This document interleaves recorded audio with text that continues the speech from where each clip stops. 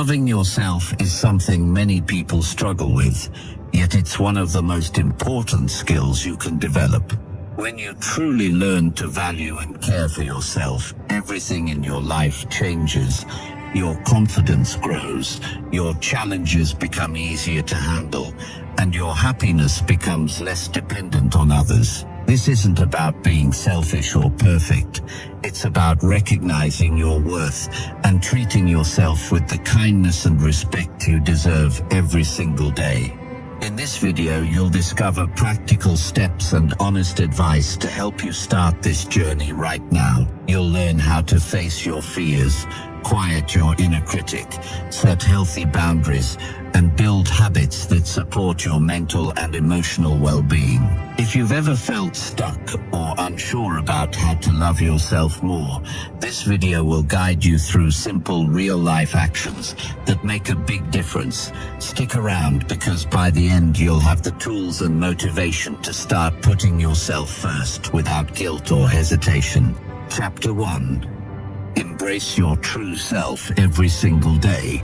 Every morning you wake up, you are presented with a choice. You can either show up as someone who tries to be what others expect, or you can choose to live as your true self. This one decision, repeated every single day, shapes how you feel, how you think, how you grow, and how you experience life. Most people never stop to ask themselves who they truly are, because they are too busy trying to be what the world wants them to be.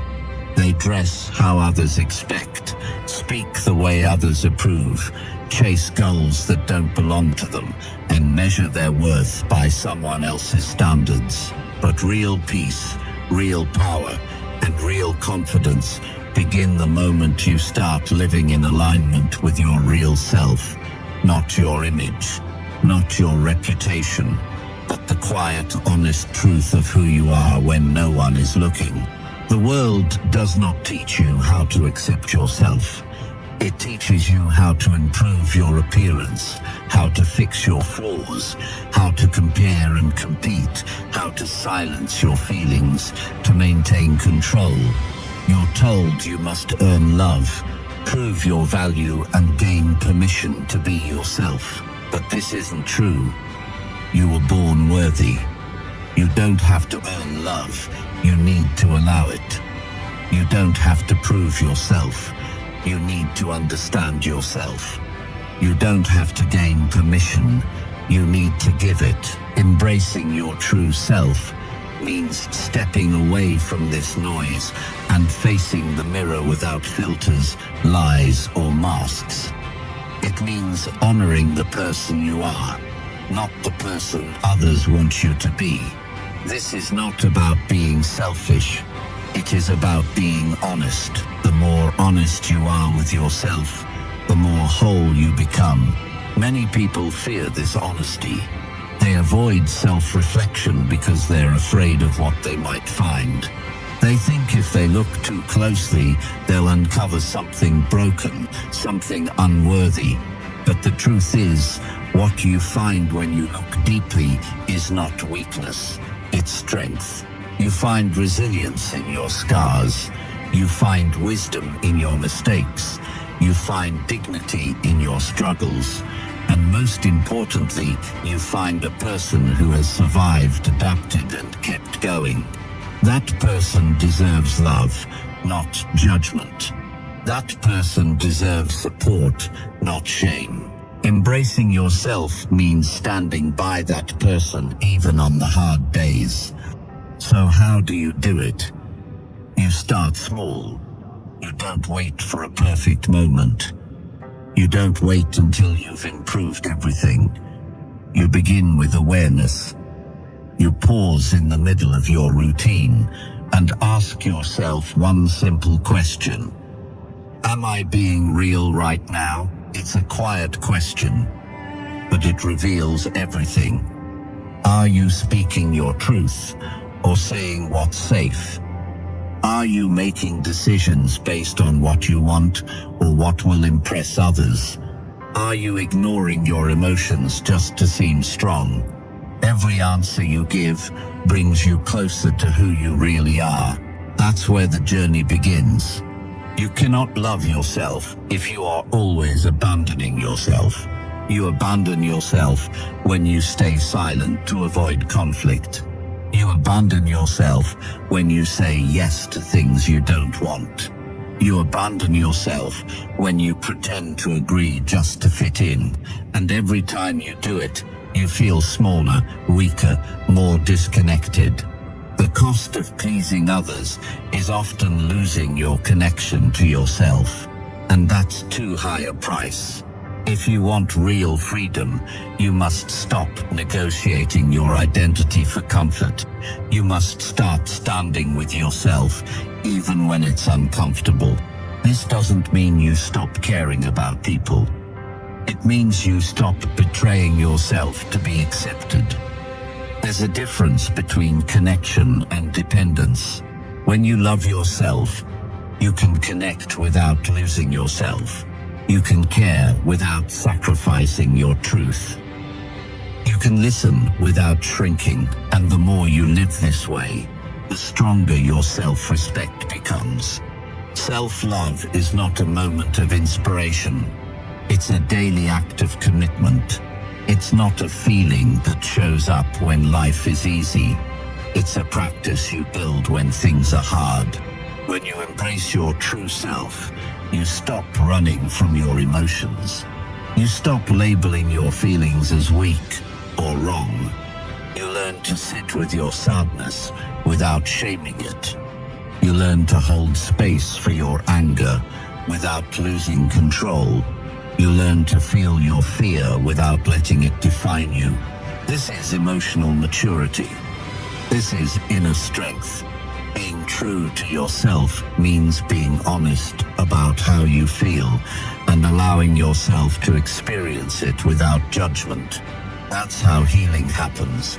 That's how you start trusting yourself again.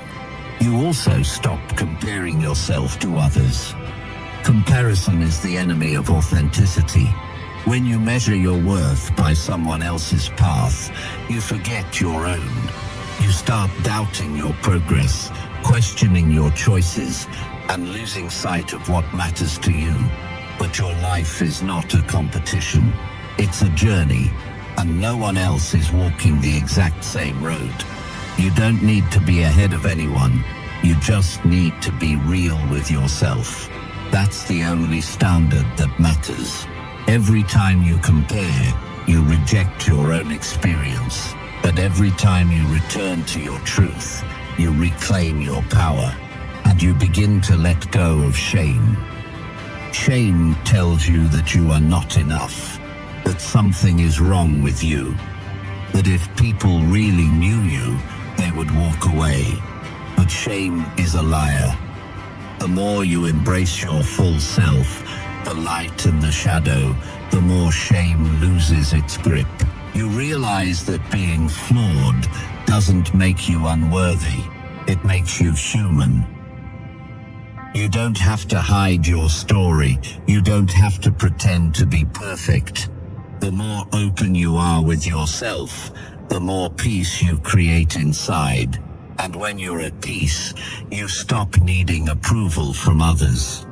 People often think self-love is about affirmations and feel-good routines. But true self-love is deeper than that. It's in the hard choices. The moment you say no, even when it makes you uncomfortable. The moment you stop chasing someone who doesn't value you. The moment you walk away from situations that drain you. These are the moments that build real confidence. Not fake confidence that relies on praise, but quiet, steady confidence that comes from living in truth. That kind of confidence can't be taken from you. You also start taking care of yourself without guilt. Not just physically, but mentally, emotionally, spiritually. You learn what energizes you and what drains you. You learn what environments help you grow and which ones hold you back. You stop apologizing for resting. You stop feeling bad for taking space. You stop explaining why you need time alone, because you understand that your needs are valid. Your well-being matters, and when you honor yourself consistently, you start to feel whole again. The more you show up for yourself, the more you become someone you can rely on, and that changes everything. You stop needing people to save you. You stop waiting for someone else to fix your life. You take responsibility for your path. You trust your choices. You respect your voice. And slowly, you become your own source of strength. That's how true love grows. Not from perfection, but from consistency. You don't have to do everything at once. Just begin. Speak honestly even when it's hard. Take time for yourself without apology. Stand up for your values, even when others don't understand. Make choices that reflect your real desires, not your fears. Every small step builds a deeper relationship with yourself. And over time, those steps lead to a life that feels true, not just impressive. You may lose some people along the way. Not everyone will support your growth. Some people only accept you when you play small. When you change, they may try to guilt you back into your old role. But that's not your burden. You are not responsible for other people's comfort. You are responsible for your integrity. And the people who truly love you will celebrate your truth, even when it changes the dynamic. Real connection is built on honesty. If you can't be yourself in a relationship, you are not truly connected, and you start to feel different. Not in a loud or dramatic way, but in a quiet, powerful way. You walk taller. You speak with more clarity. You rest without guilt. You express without fear. You live without apology. Not because you think you're better, but because you finally understand your worth. You no longer look outside for validation because you've built it from within. That is the foundation of all real success, all real peace, and all real happiness. Every day is a new chance to return to your truth. Some days you will drift. Some days you will forget. That's okay. What matters is that you come back. That you keep choosing yourself over and over until it becomes natural. Until your life feels like home. Not a performance. Until your actions align with your values. Until your words reflect your beliefs. Until your habits serve your healing. That's what it means to embrace your true self. And when you do, you don't just change how you feel. You change how you live. You are not here to be accepted by everyone. You are here to be honest with yourself. You are not here to impress others. You are here to fulfill your own potential.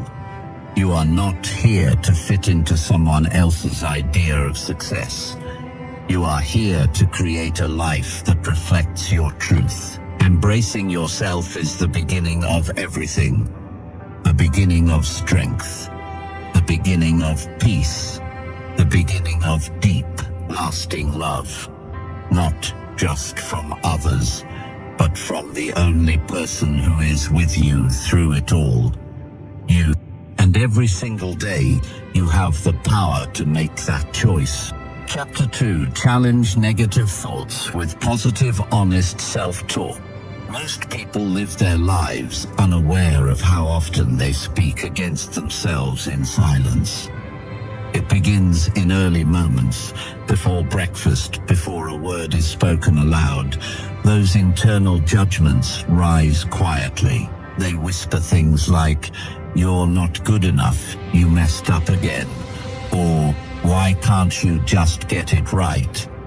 These thoughts are often accepted as truth without being questioned, and over time, they shape how you see yourself, how you act, how much you try, and whether you believe you deserve happiness.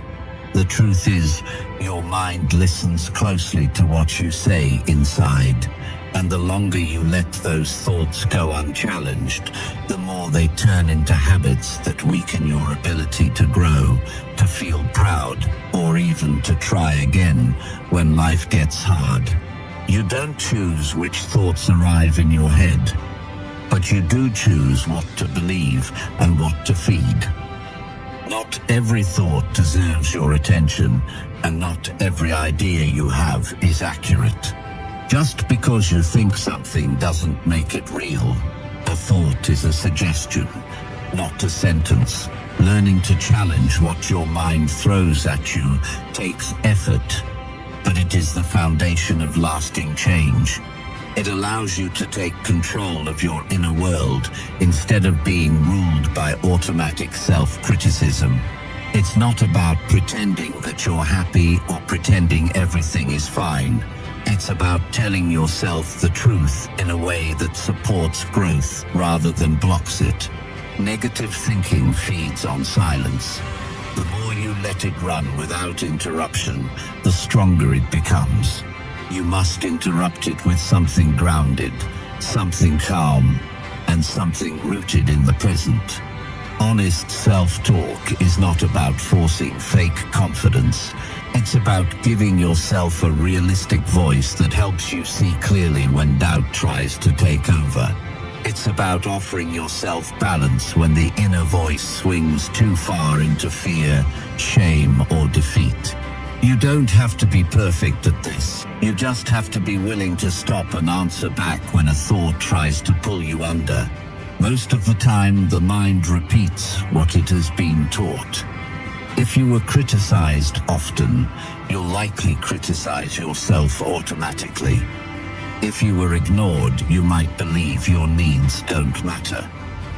If you were only praised when you achieved something, you may tie your worth to constant results. But this is not who you are. It's what you learned, and you can unlearn it. You can build a new way of thinking. You can reframe how you speak to yourself and make your inner world a safer place to be. It won't happen overnight, but it will happen with intention, repetition, and patience. When a thought arises that tells you you're failing or falling behind, stop and examine it. Where is the evidence? Would you say those words to someone else in the same situation? Are you looking at the full picture, or just focusing on one flaw? Most negative thoughts are not based on logic. They are emotional reactions disguised as facts. To challenge them, you need to speak back with clarity. You can say, "This moment is hard, but it doesn't define me." You can say, "I'm learning, and that means I'm growing." You can say, "I made a mistake, but I'm still moving forward." These phrases are not just comforting, they're stabilizing. They give you a pause, a place to stand when your emotions are trying to knock you down. If your thoughts often spiral into harsh territory, practice observing them without immediately reacting. Notice the pattern. Catch when your mind exaggerates, rushes to worst-case scenarios, or attaches your worth to a single outcome. That awareness is the beginning of freedom. Once you notice the pattern, you can choose to pause, breathe, and bring in something new. You can introduce a different voice, one that speaks to your potential, your effort, and your truth. You are not helpless against your thoughts. You are capable of guiding them with discipline and care. The strength of self-talk comes from consistency, not perfection. You won't always catch every negative thought, and you won't always respond in the best way. That's okay. The goal isn't to be flawless. It's to build a habit of returning to what's helpful. When your inner voice becomes more balanced, your outer behavior becomes more stable. You take more risks. You recover more quickly from setbacks. You stop punishing yourself for being human. You begin to treat yourself as someone who matters, not just when you succeed, but in every moment you try. One of the most powerful shifts happens when you stop expecting your thoughts to match your mood. On days when you feel down, your thoughts may naturally follow that energy. But that doesn't mean you have to believe everything they say. Your thoughts can reflect your mood, or they can shape your mood. You decide which direction to take.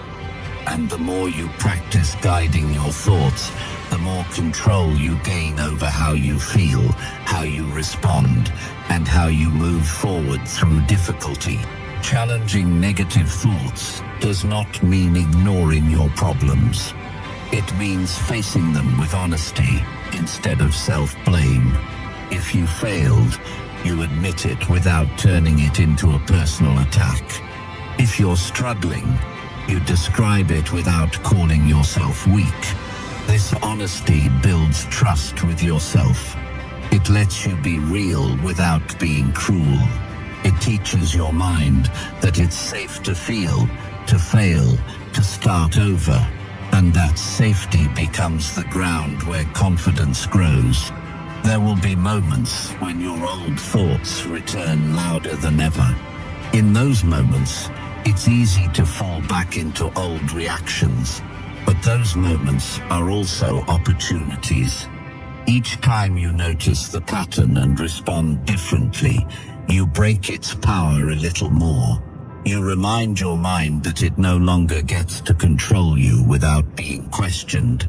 You reinforce a new path, one built not on automatic fear, but on conscious choice. Some days, all you need to say is, "I'm doing my best, and that's enough for today." Other days, you'll need to be firm and say, "That thought is not helping. I'm not feeding it anymore." And some days, you'll need to be gentle and say, "I'm hurting, and I'm allowed to take care of myself." This is how you build a relationship with your mind, not by forcing it into silence, but by guiding it towards something more truthful and steady. You don't need to become someone else to speak kindly to yourself. You just need to stop making yourself the enemy. You don't have to pretend that you're fearless or perfect. You just need to stop treating your struggles as proof that you're broken. You are not broken. You are learning, and learning is hard. It takes time. It takes failure. It takes showing up on the days when nothing feels easy. And on those days, your self-talk becomes your anchor. It keeps you grounded. It reminds you who you are and what matters most. With every intentional word you speak inside, you are shaping your mindset. You are building emotional muscle. You are creating distance between who you are and the negative stories that no longer serve you. This work is not always exciting, but it is powerful. It changes the way you think, which changes the way you live. Every small step matters. Every time you catch a thought and choose a better one, you're doing something extraordinary. You're choosing clarity over confusion, truth over fear, and self-respect over self-attack. This is not a one-time fix. It's a daily process, but it's worth it, because your relationship with yourself is the foundation of everything else. And when that relationship becomes stronger, more honest, and more supportive, your entire life begins to reflect it. Chapter 3, Build Resilience by Facing Fears, Step by Step. Fear is not the problem. Avoiding fear is the problem. Every time you avoid what scares you, you give it more control. You shrink your confidence, you limit your options, and you slow your growth. Fear does not leave on its own. It waits, it watches, and it grows when ignored. The only way to weaken fear is to face it, and the only way to face it without being overwhelmed is to do it gradually, step by step, moment by moment, challenge by challenge. Resilience is built through these steps, not through grand acts of bravery, but through steady, intentional movement toward discomfort. There is no secret formula to becoming fearless. You don't need to erase fear to live fully. You need to learn how to keep moving, even when fear is present. Resilience is not a trait you are born with. It's a skill you build when you stop backing down from the things that make you nervous, insecure, uncertain, or vulnerable. And this doesn't happen all at once. It happens when you start choosing action over hesitation in small areas of your life where fear has been quietly in control.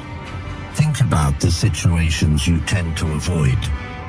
It could be difficult conversations, unfamiliar environments, personal goals you've postponed for years, or decisions you delay because you feel unprepared. Every time you avoid them, you reinforce the idea that you are not capable. But when you take even a single step forward, something changes. You begin proving to yourself that you can act before you feel ready. That single act becomes a new message to your brain. It says, I can do hard things. I can handle discomfort. I can grow. The key is to start small and stay consistent. You don't need to confront your biggest fear tomorrow. That would only trigger overwhelm and reinforce failure.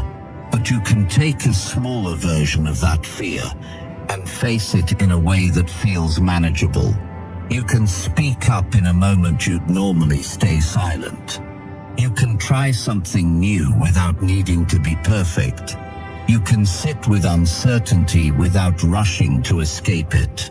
These are the actions that build emotional muscle. You take a small step, then another, and another, until what once felt impossible becomes familiar. Every time you take a step into something difficult, you teach your nervous system that you are safe. This is important. Fear often tricks your body into reacting as if you are in danger, even when you are simply uncomfortable. When you take calm, steady action in the face of fear, your brain starts to update its response. It learns that discomfort is not the same as danger. The distinction is where courage begins to form, not as a lack of fear, but as a new understanding of it. Resilience is also built by changing how you talk to yourself during these moments. When you feel fear rising, your self-talk matters more than ever. If your inner voice says you're going to fail, you will hesitate. If it says this is too hard for you, you'll retreat. But if it says you've handled hard things before, or this is just one step, not forever, you gain momentum. The words you use in the moment shape how far you go. You don't need loud confidence. You just need steady support from within. Fear often attaches itself to a story.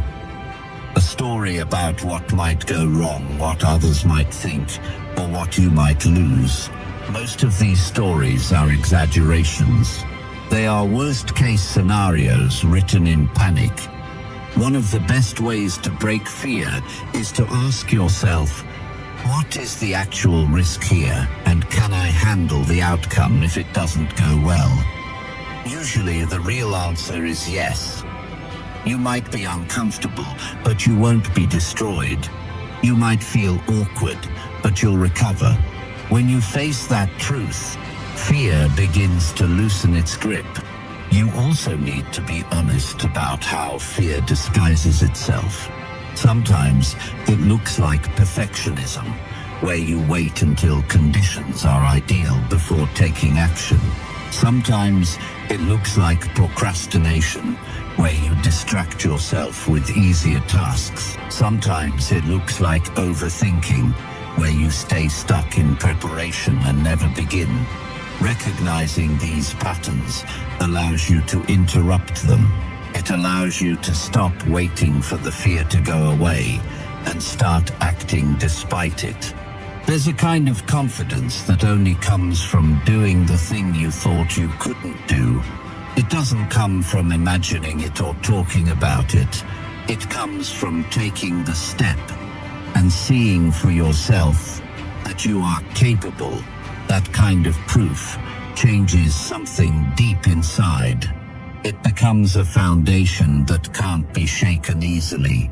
Because once you've seen your own strength, it becomes harder to believe the voice that tells you you're not enough. Resilience is also about recovery. Not every step forward will go smoothly.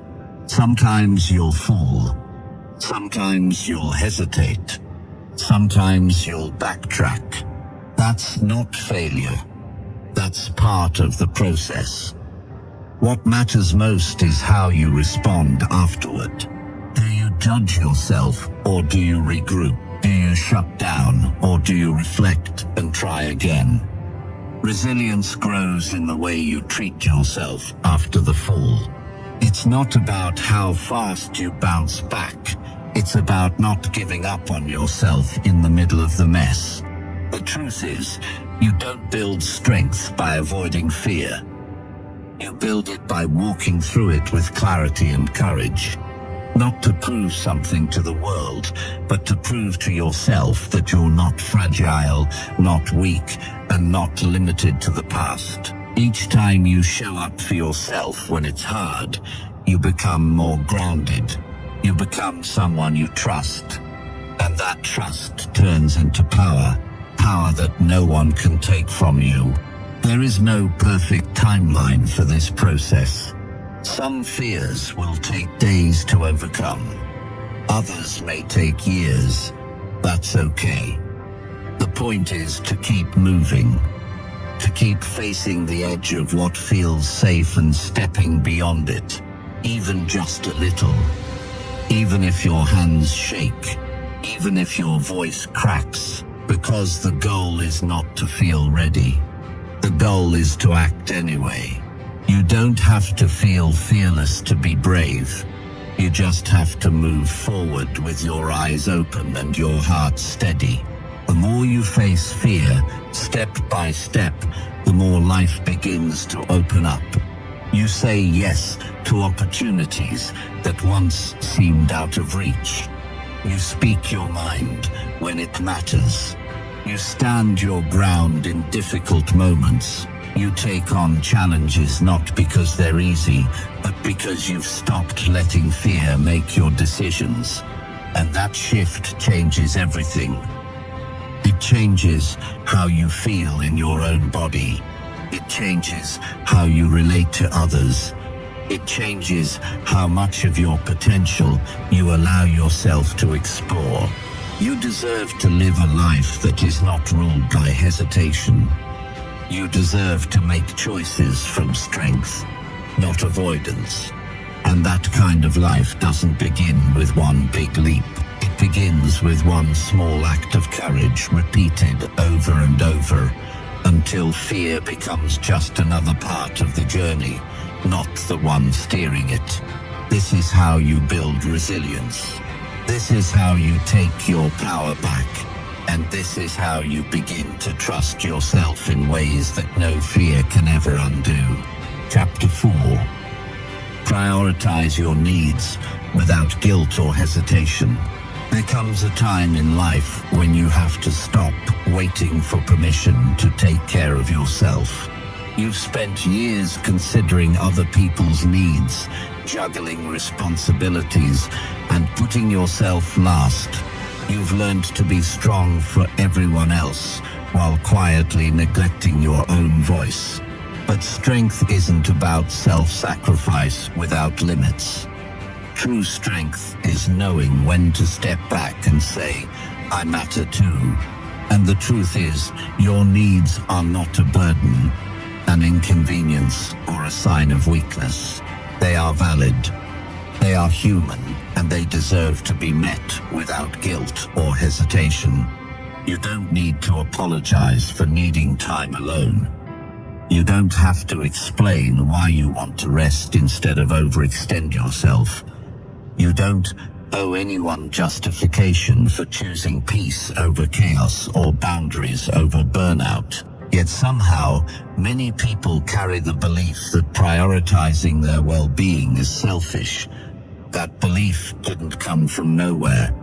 It was likely shaped by years of being rewarded for putting others first, and criticized when you finally said no. But the cost of constantly neglecting yourself is heavy. It leads to exhaustion, bitterness, and a quiet loss of joy. That's not noble.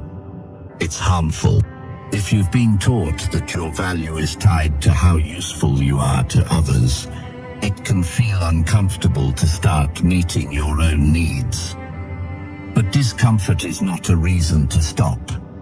It's a sign that you're doing something different, something necessary. Prioritizing yourself doesn't mean you love others any less. It means you are learning how to include yourself in the care you so freely give. It means you're done believing that your well-being only matters when there's nothing else to do. You deserve to have space to breathe without rushing to fix everything around you. You deserve to take breaks without feeling lazy. You deserve to say no without defending your decision. These are not luxuries. They are essentials for a balanced and meaningful life. And no one else is going to protect those essentials for you. That responsibility is yours, and it's time to take it seriously. Start by being honest with yourself about what you actually need, not what you think you should need, not what others expect you to need, but what genuinely nourishes you. Maybe it's solitude, maybe it's support, maybe it's more structure or more freedom, maybe it's fewer commitments or deeper connections. Whatever it is, give yourself permission to name it. Because if you can't name it, you can't protect it. And if you don't protect it, no one else will. This isn't about becoming rigid or self-centered. It's about becoming clear. When you know what you need and act on it, you show up in your life with more presence and less resentment. You stop running on empty. You stop saying yes when you mean no. You stop quietly tolerating things that drain you just to keep the peace. And in doing so, you create a life that's more honest, more fulfilling, and more sustainable. It's not your job to make everyone comfortable at the expense of your own peace. You are not responsible for managing everyone else's reactions to your choices. You are only responsible for making sure those choices are true to what matters most to you. Sometimes people won't understand. Sometimes they'll push back. That's okay. Let them feel what they feel while you stay rooted in your truth. Your needs don't require approval. They require attention. You might notice guilt rising up when you start putting yourself first. That guilt is a conditioned response, not a moral compass. It's a sign that you were taught to ignore yourself, not a sign that you're doing something wrong. When guilt shows up, don't run from it. Recognize it, talk to it, tell yourself, I am allowed to care for myself. I am not wrong for needing rest, peace, or space. Then act anyway. The more you practice this, the quieter the guilt becomes. It's not about getting rid of guilt overnight. It's about not letting it dictate your decisions. Prioritizing yourself also means being clear about your boundaries. If something doesn't align with your values or drains your energy, it's okay to decline. You don't need to over-explain. A simple, respectful no is enough. Boundaries are not walls. They are doors that help you decide what enters your life and what stays out. They protect your time, your energy, your focus, and you are allowed to have them, even if others don't like them. Sometimes prioritizing your needs will require disappointing people. That's hard, especially if you're used to being the dependable one, the helper, the person who always comes through. But you are not a machine. You are not an endless resource. And anyone who truly values you will understand when you need to take care of yourself. Those who don't understand are showing you that their comfort matters more to them than your well-being. And that's useful information to have. You're also allowed to want more. More ease, more support, more fulfillment. You don't have to settle for just surviving. You don't have to accept exhaustion as a way of life. You can choose to create a life that feels good to wake up to. A life where you are not constantly running, constantly fixing, constantly proving. A life that includes you at the center, not just on the edges. Taking care of yourself is not something you earn. It's something you are always worthy of, simply because you exist. You don't have to reach a certain level of success or wait for the right moment.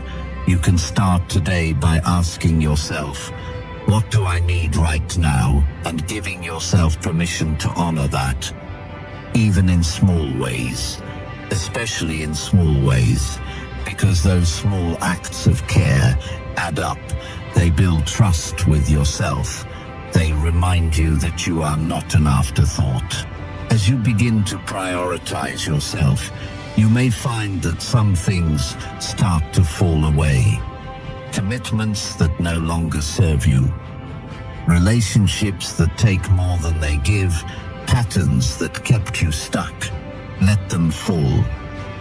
You're not losing anything important. You're clearing space for what truly matters. And what matters most is that you are no longer abandoning yourself to be accepted by others. You don't need to hustle for your worth. You don't need to exhaust yourself to be seen. You are allowed to be a full human being with needs, limits, desires, and dreams. You are allowed to ask for help.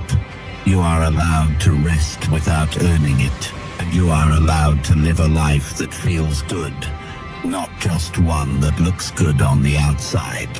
You have spent enough time waiting to be chosen. Now it's time to choose yourself, to protect your peace, to honor your needs, to stop feeling guilty for doing what keeps you whole. This is not selfish. This is wise. This is necessary. And this is the beginning of a life where you don't just survive, you finally get to thrive. Chapter 5. Develop daily habits that nurture your mental health. Feeling better mentally isn't about chasing big, overwhelming changes. It's about showing up for yourself in the small moments, over and over again. There's a quiet kind of power in doing something kind for your mind every day. You might not see the shift immediately, but over time, these daily habits begin to shape how you think, how you feel, and how you respond to the world around you. You start to feel more grounded, more balanced, and more in control. Not because life is suddenly perfect, but because you've taken steps to care for the part of you that carries everything, your mind. Your mental health doesn't need grand gestures. It needs steady attention. It needs you to be honest about what supports you and what drains you. When you wake up in the morning, your first thoughts often set the tone for your day. So instead of diving straight into stress or comparison or distraction, give yourself a moment of quiet. Breathe deeply, stretch slowly, drink some water, remind yourself, I'm allowed to start slow. I don't have to rush to be worthy.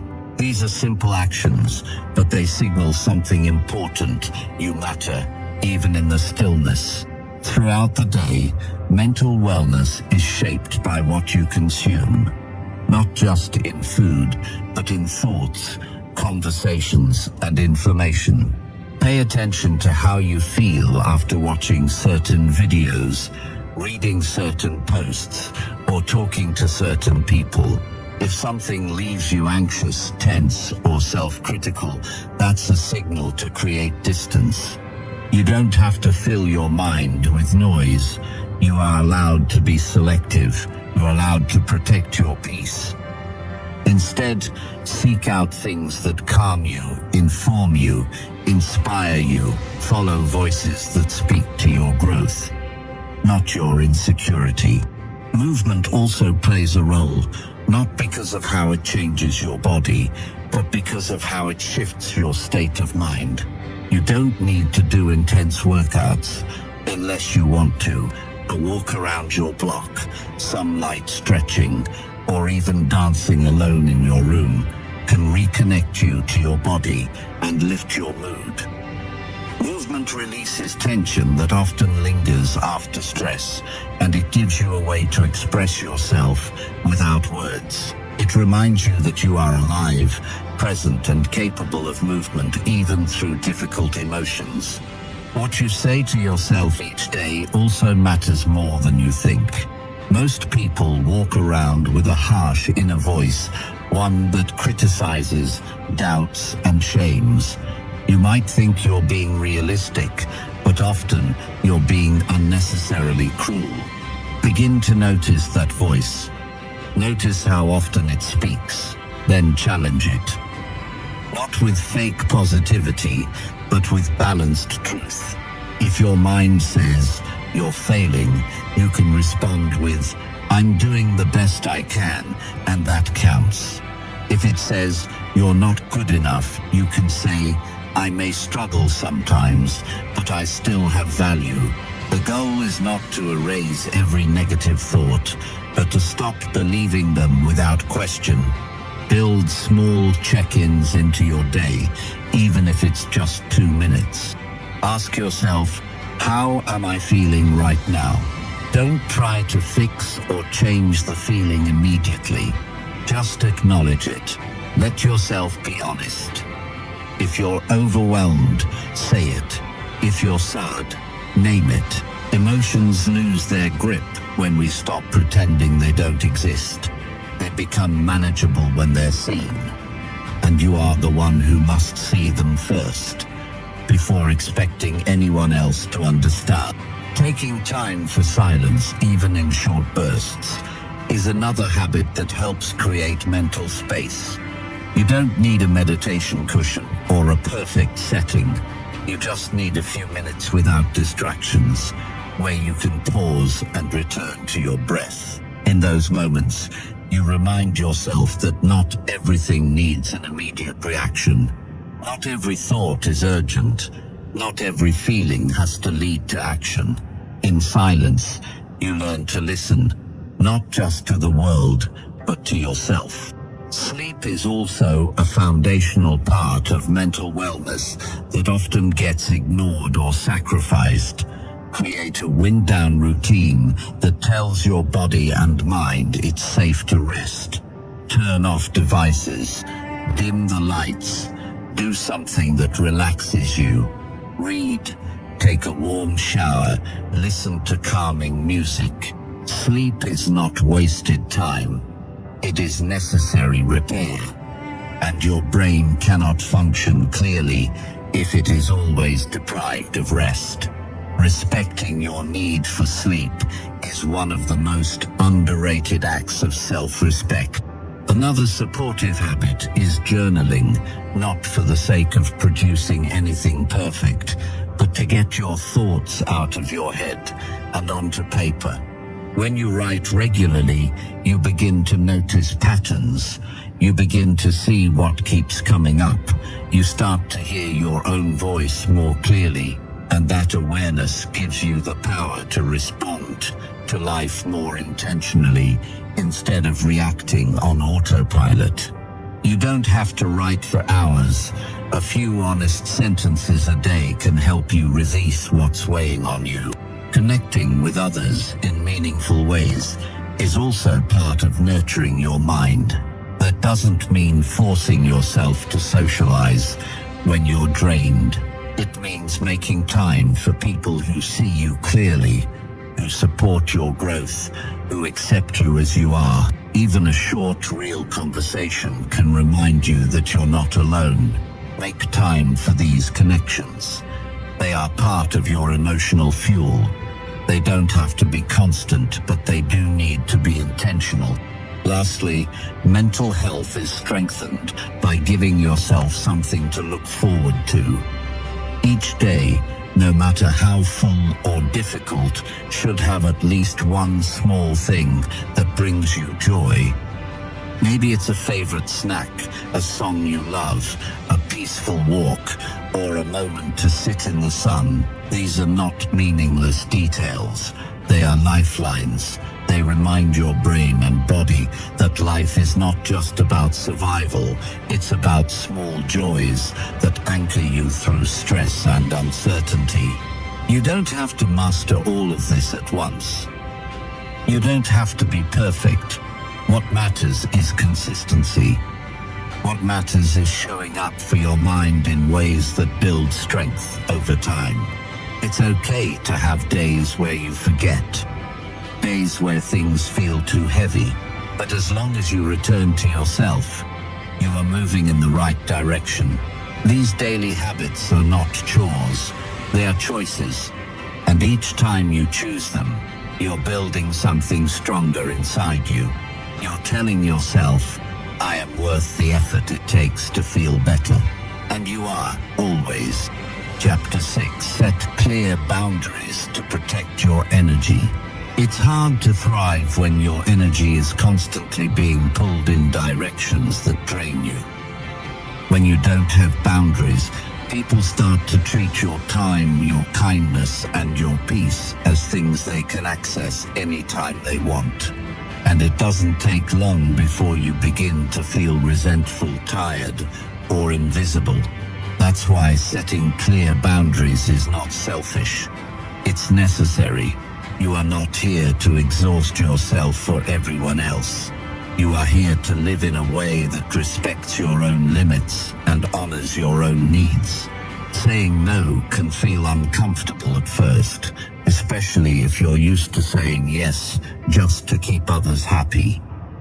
But you can't keep giving from a place of emptiness. There comes a time when you have to ask yourself, is this helping me grow, or is this taking something from me?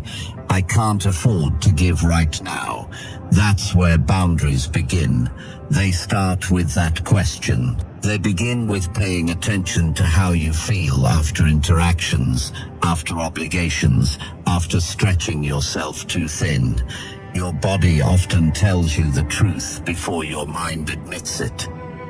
Tension, headaches, emotional burnout, these are signals, and they deserve your attention. You don't need to explain yourself endlessly when you decide to protect your energy. A simple, I can't do that right now, or that doesn't work for me, is enough. The people who truly care about your well-being won't need you to justify every decision. They'll respect your limits, even if they're disappointed.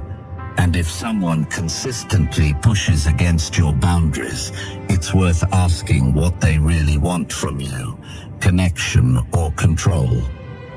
You don't owe anyone constant access to your emotional availability. You are not a bottomless well. You are a human being who deserves space to breathe. Sometimes, boundaries mean stepping back from people you love. That's hard. But love without boundaries turns into self-sacrifice. It's not about cutting people off. It's about creating enough distance to protect your peace. You can love someone and still say, "This is what I need to feel safe." You can care deeply and still choose space. It doesn't make you cold. It makes you honest. And in the long run, honesty builds healthier relationships than silent resentment ever could. Boundaries also mean choosing how much of yourself you give to situations that don't feel aligned. Not every conversation deserves your full emotional investment. Not every conflict needs your participation. You get to decide what drains you and what feeds you, and that decision will look different for everyone. Some people need solitude to reset. Others need time away from certain environments. Some need limits around social media or work hours. Whatever your version of protection looks like, it's valid. You are allowed to need different things than the people around you. There's power in pausing before you commit. When someone asks something of you, give yourself permission to say, "Let me get back to you." This gives you space to check in with yourself. Do you have the time? Do you have the energy? Do you even want to say yes? You're not required to agree just because someone asks. Every yes you give should come from a place of intention, not guilt, not fear, not obligation. If saying yes to them means saying no to your own well-being, then it's not a real yes. It's a quiet betrayal of yourself. Boundaries aren't just about saying no to others. They're also about saying yes to yourself. That might look like blocking off time for rest without apologizing for it. It might mean ending a call when the conversation turns toxic, or refusing to carry someone else's emotional burden just because they expect you to. Every time you set a limit, you are reinforcing the belief that your energy matters, that your presence is not to be taken for granted, that your mind and heart deserve peace. There will be people who don't understand your new limits. Some might feel rejected. Others might get upset. That's okay. Their reaction is not your responsibility. Your job is not to manage their emotions. It's to honor your own. You're not here to keep everyone comfortable at the cost of your own discomfort. You're here to live with clarity, with peace, and with purpose. And that means making choices that sometimes disappoint others in order to protect yourself. Even in work or family dynamics, you are allowed to set boundaries. You can communicate your limits with firmness and kindness. "I'm not available outside these hours. I don't want to discuss this topic anymore. Please don't raise your voice when speaking to me." These are not confrontational statements. They are direct and respectful. They give others a chance to adjust, but they also create a clear standard. Without that clarity, people will continue to assume that your time and energy are always available. You have to teach others how to treat you by showing them what you accept and what you don't. The more you practice, the easier it becomes. Boundaries become second nature. You stop feeling guilty for choosing yourself. You stop over-explaining. You stop shrinking to fit into spaces that don't respect you. You begin to take up your rightful place in your own life. And from that place, you begin to relate to others more honestly. You stop pretending to be okay when you're not. You stop agreeing to things that leave you depleted. You show up as your whole self, someone who respects others, yes, but who also demands the same in return. You are not responsible for fixing everyone. You are not required to absorb every problem. It is not your duty to be the emotional anchor for everyone around you. You can offer support without abandoning yourself. You can be kind without being used. You can care deeply without sacrificing your peace. That balance takes practice, but once you learn it, you begin to feel lighter. You start to breathe deeper. You start to feel like yourself again. Remember, your energy is a limited resource. You don't get more of it by running on empty. You protect your energy by choosing where it goes. You protect it by saying no, by walking away when needed, by listening to your own needs first. That is not weakness. It is strength. That is not selfishness. It is survival. And the more you protect your energy, the more of it you'll have to share with the people and projects that truly matter. That is how you live fully, by giving from a place of fullness, not exhaustion. That is how you honor yourself, and you deserve nothing less. Chapter 7. Practice gratitude to increase your self-appreciation. There's a quiet power in gratitude that most people overlook. It's not about pretending everything is perfect or ignoring the hard parts of life.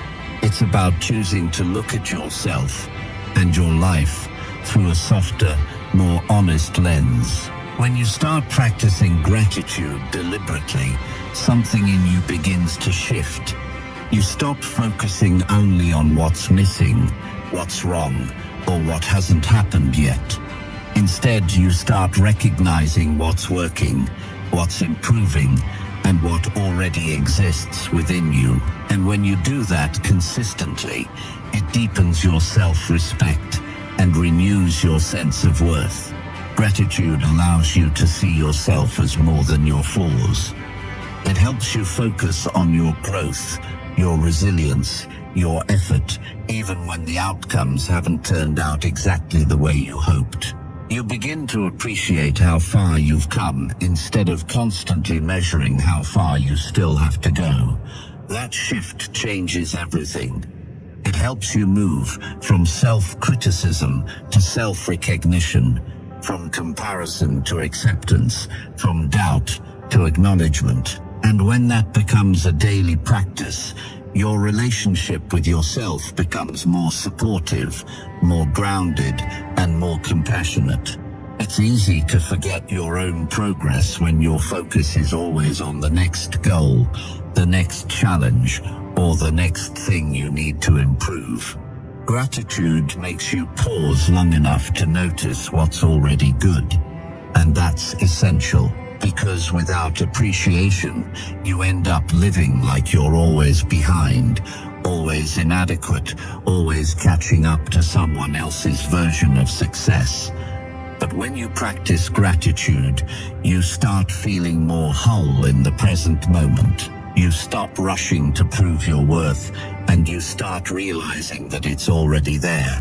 Every day gives you a chance to notice something small but meaningful. Maybe you handled a difficult moment with more calm than usual. Maybe you showed up for yourself in a way you didn't last year. Maybe you rested without guilt. These may not seem like big victories, but they are. Acknowledging them reminds you that growth is happening. You are learning, healing, changing, even if it's not loud or obvious. Gratitude trains your mind to notice those moments and hold on to them. And those moments build your self-worth from the inside out. Self-appreciation doesn't come from waiting for someone else to notice your value. It comes from noticing it yourself, from recognizing your efforts even when no one is watching, from thanking yourself for not giving up, from honoring the version of you that kept going, even when things were uncertain. Gratitude for your own courage, your patience, your discipline. It rewires the way you speak to yourself. You stop being your own critic and start becoming your own ally. Sometimes we think gratitude is only for the good days, but it's especially important on the hard ones.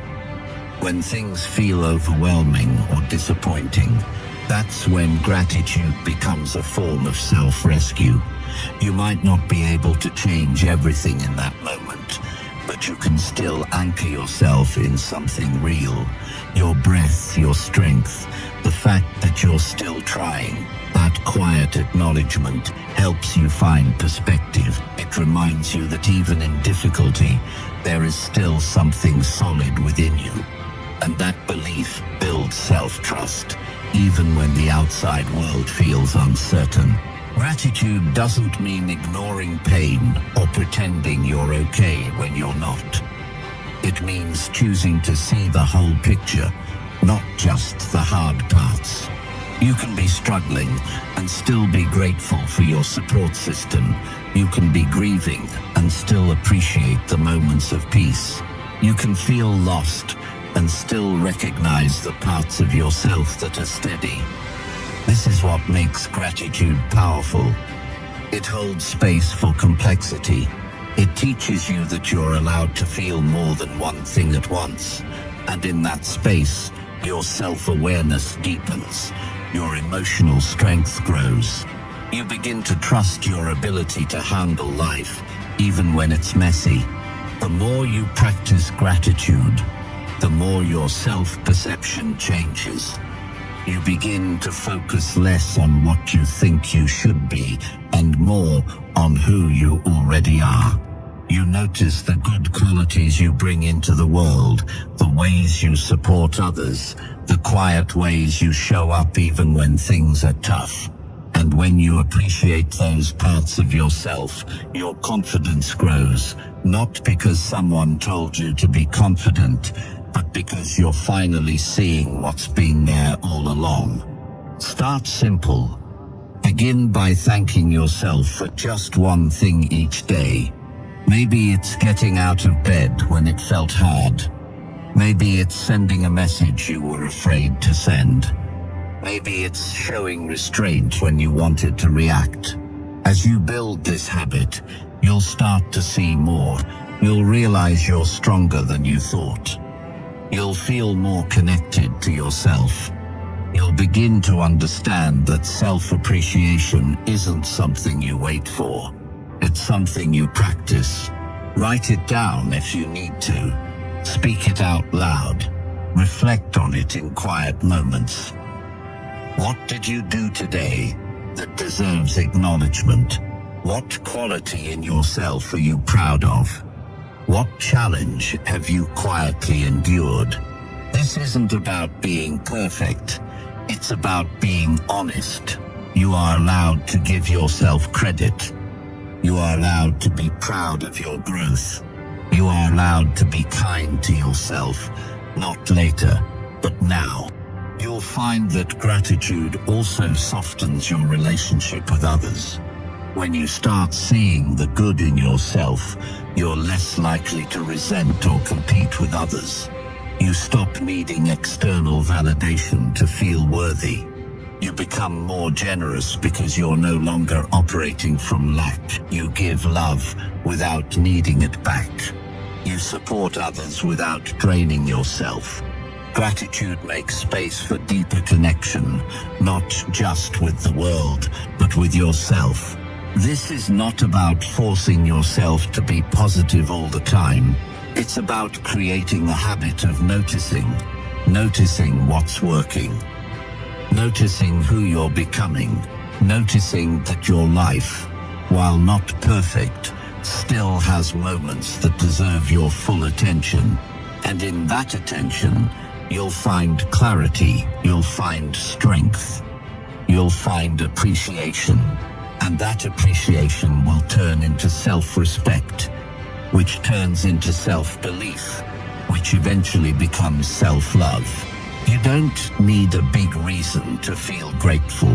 You just need to be willing to notice the truth that's already there. You've made it through things you once thought you wouldn't. You've grown in ways that once felt impossible. You've shown up again and again, even when you didn't feel ready. That's worth acknowledging. That's worth celebrating. And the more you remind yourself of these truths, the more natural it becomes to appreciate who you are. You stop waiting for the world to see your worth, because you already see it yourself. And that is where your strength begins. Chapter 8. Take responsibility for your own happiness now. No one else is coming to save you from unhappiness. That truth might sound harsh at first, but it's also deeply freeing. The moment you stop waiting for others to fix your life, your past, or your emotions, you begin to reclaim your power. Happiness is not something someone can give you, and it's not something you stumble into by accident. It's something you build with small choices, daily decisions, and a deep commitment to stop abandoning yourself. If you keep tying your happiness to someone else's actions, words, or approval, you'll always feel out of control. And that's a hard way to live. Always waiting, always hoping, always being disappointed. You've probably heard people say, do what makes you happy, but they don't talk about the part where you have to get clear on what actually makes you feel fulfilled, grounded, and at peace. That's the work most people avoid. They chase distractions. They blame their circumstances. They point fingers at their past. But nothing really changes until you pause and say, I am responsible for how I feel, and I'm ready to do something about it.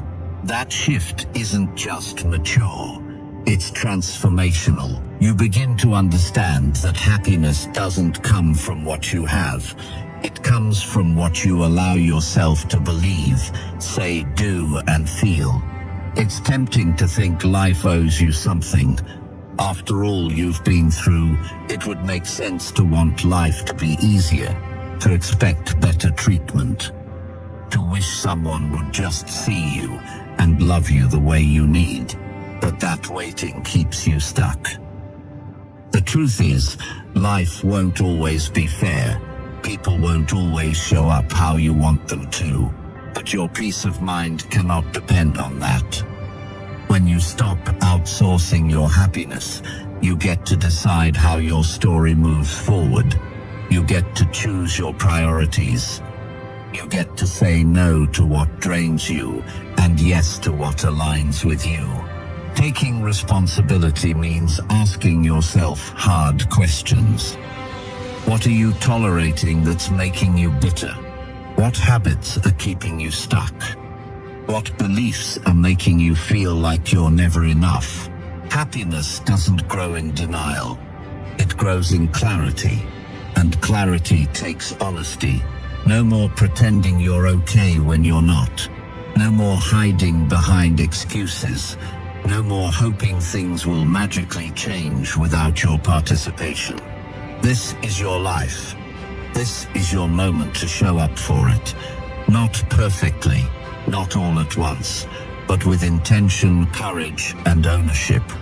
It also means letting go of the fantasy that someone else will come along and understand you so fully that all your pain will disappear. That kind of connection sounds beautiful, but it places an impossible weight on others. You were never meant to rely on another person to heal wounds they didn't create. It's your job to sit with yourself, understand your needs, soothe your inner conflicts, and offer yourself the acceptance you've been waiting for. When you do that, relationships become healthier. You stop clinging, you stop resenting, you begin relating from a place of fullness rather than lack. Every time you blame someone else for your unhappiness, you give them control over your peace. That's a heavy price to pay. It might feel satisfying in the short term, but over time it drains your energy. Instead of growing, you stay locked in frustration. Taking responsibility doesn't mean taking blame for things that were outside your control. It simply means you're no longer waiting for external conditions to create internal peace. You're learning how to respond to life rather than react to it. You're choosing to build your happiness from the inside out, one conscious step at a time. Sometimes the hardest part is realizing how often you've betrayed yourself to make others comfortable. You stayed quiet when you should have spoken up.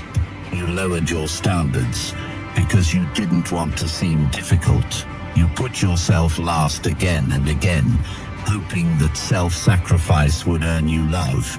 But happiness doesn't grow in self-abandonment. It grows when you finally say, I matter too. When you stop asking for permission to take care of yourself. When you stop waiting for someone to validate your right to peace. There's no perfect time to begin. You don't need everything figured out.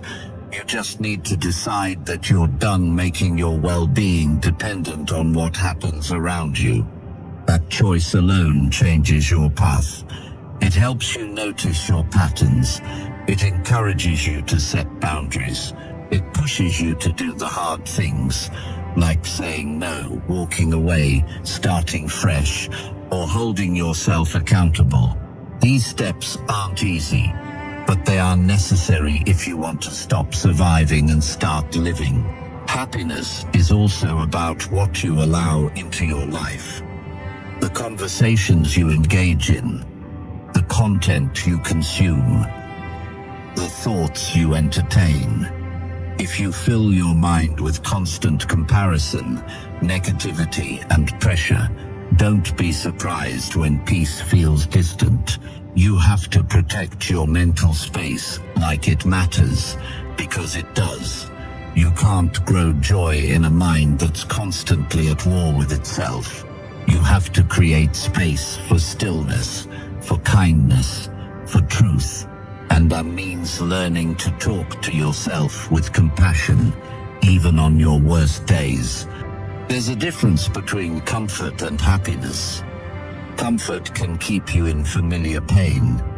It can trap you in habits that feel safe, but slowly destroy your spirit. True happiness often requires discomfort at first. The discomfort of change, of boundaries, of self-reflection. But that discomfort leads to real freedom. The kind of freedom where you wake up and no longer feel like your life belongs to everyone else. You begin to live on your own terms. You begin to trust your instincts. You stop performing for approval and start living for peace. When you choose to take responsibility for your happiness, you stop wasting time. You stop waiting for perfect circumstances. You stop explaining yourself to people who refuse to understand. You stop holding on to what you've outgrown. You begin to release the guilt of choosing yourself. And in that space, you rediscover your strength.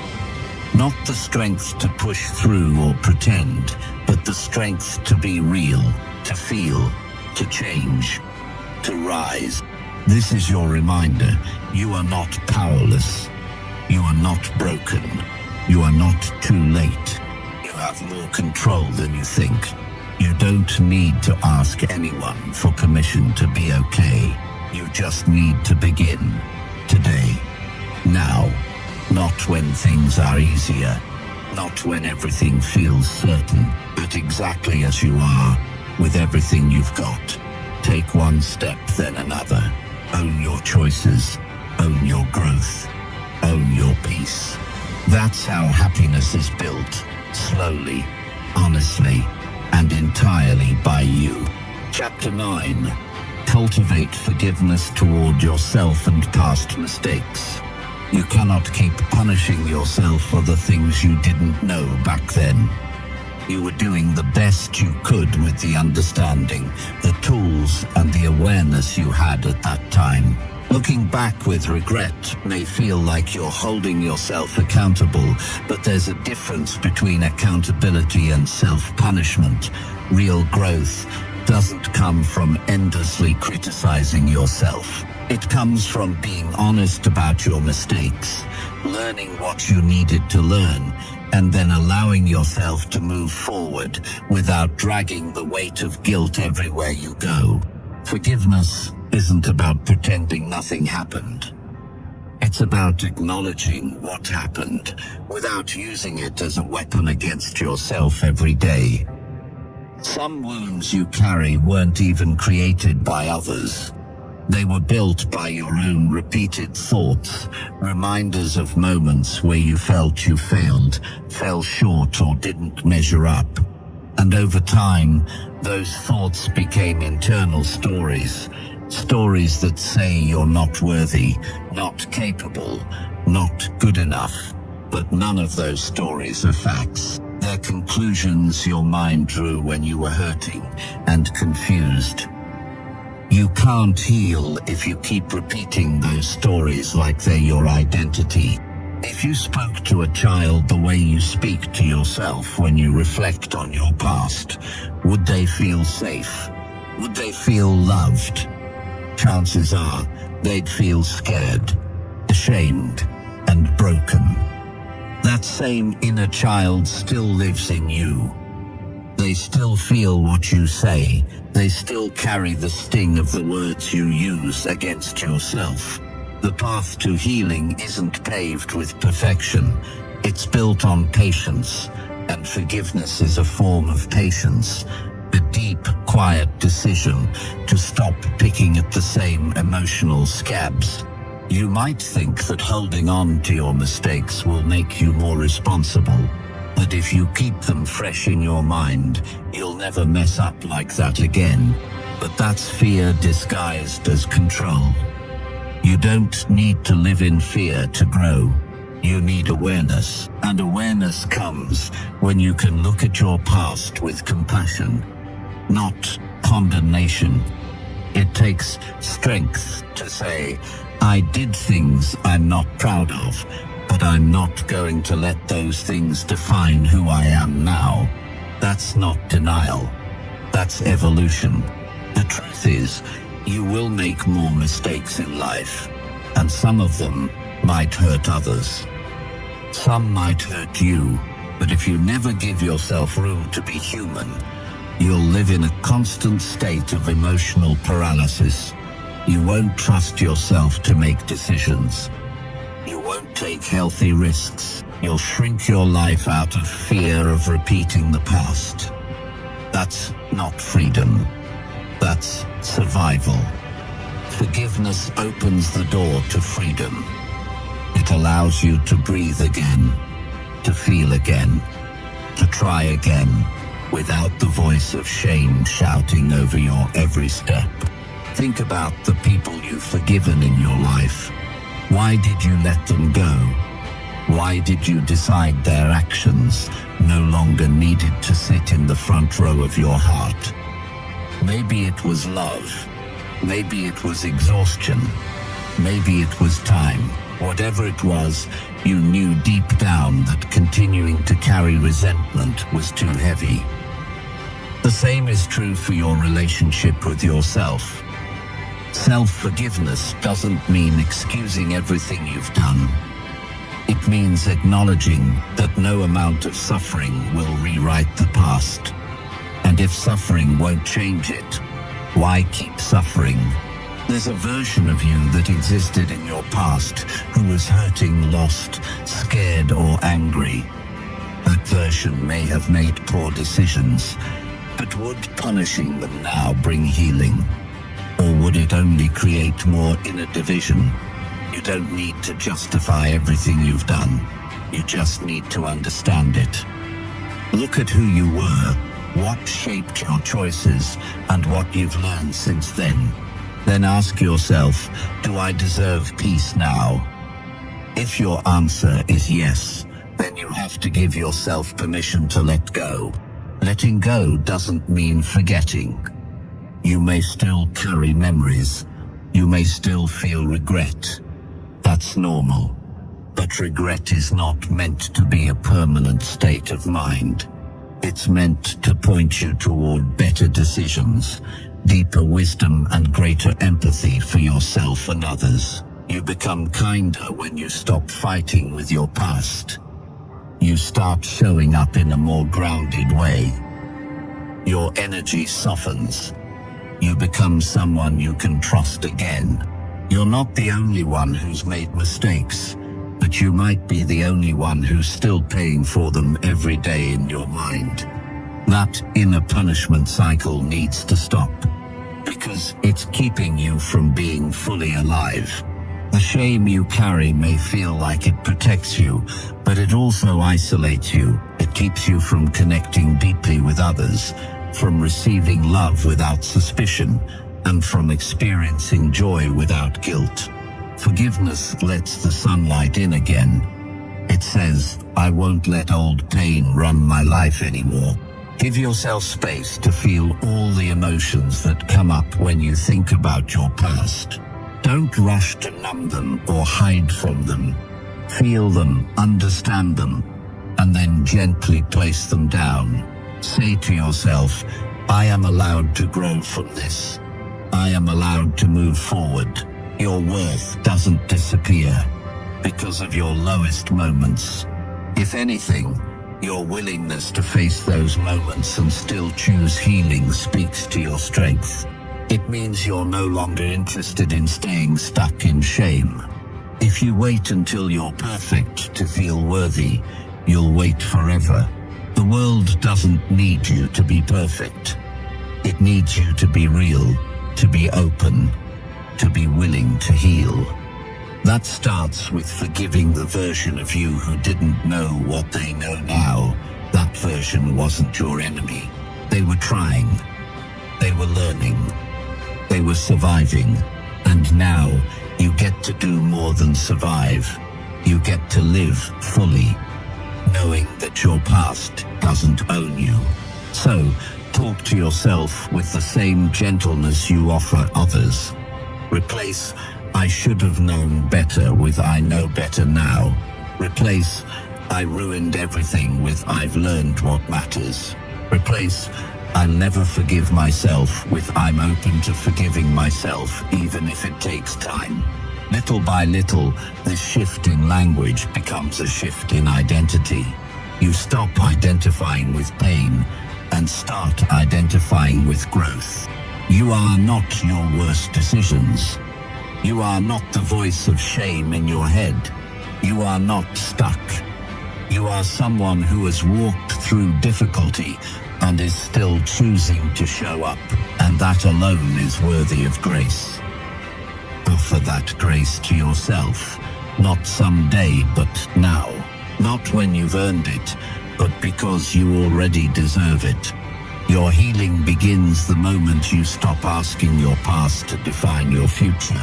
And forgiveness is the door that leads you there. Chapter 10. Celebrate small wins to boost your confidence. It is easy to overlook the small steps you take every day because your focus tends to be on big goals or major achievements. However, celebrating small wins is one of the most powerful ways to build lasting confidence and motivation. These small victories are the building blocks of progress. When you acknowledge them, you reinforce your belief that you are capable, resilient, and moving forward. Ignoring them means missing out on important moments of growth and self-affirmation that can keep you energized on your journey. When you celebrate a small win, you are telling yourself that your effort matters, no matter how modest it seems. This shifts your mindset from feeling overwhelmed by what still needs to be done to feeling empowered by what you have already accomplished. Confidence is not something that appears out of nowhere. It develops slowly through repeated successes, no matter the size. Each time you recognize a small win, you strengthen your inner foundation and build momentum. Most people wait for a big achievement to feel proud, but waiting for that moment can leave you feeling stuck or discouraged. If you only celebrate the finish line, you ignore the many steps that made that finish possible. Every step counts, and recognizing them makes the bigger goal feel more achievable. It also helps break down overwhelming tasks into manageable parts, reducing anxiety and increasing focus. By focusing on small wins, you create a clear path forward, one that feels doable and rewarding. Sometimes a small win is simply choosing to start when you felt like giving up. It might be sending that email you've been avoiding, getting out of bed despite feeling tired, or sticking to a habit for one more day. These moments may not seem significant to others, but they are acts of courage and commitment. They show that you are choosing progress over comfort and resilience over surrender. Celebrating these actions reinforces your identity as someone who doesn't quit, someone who keeps trying even when things are difficult.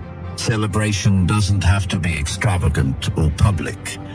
It can be as simple as a quiet moment of recognition, a note you write to yourself, or a small reward you give yourself. The key is to pause and acknowledge your effort fully.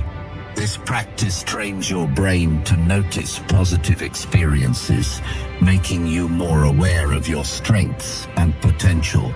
It helps silence the inner critic that often focuses on what's missing or what went wrong.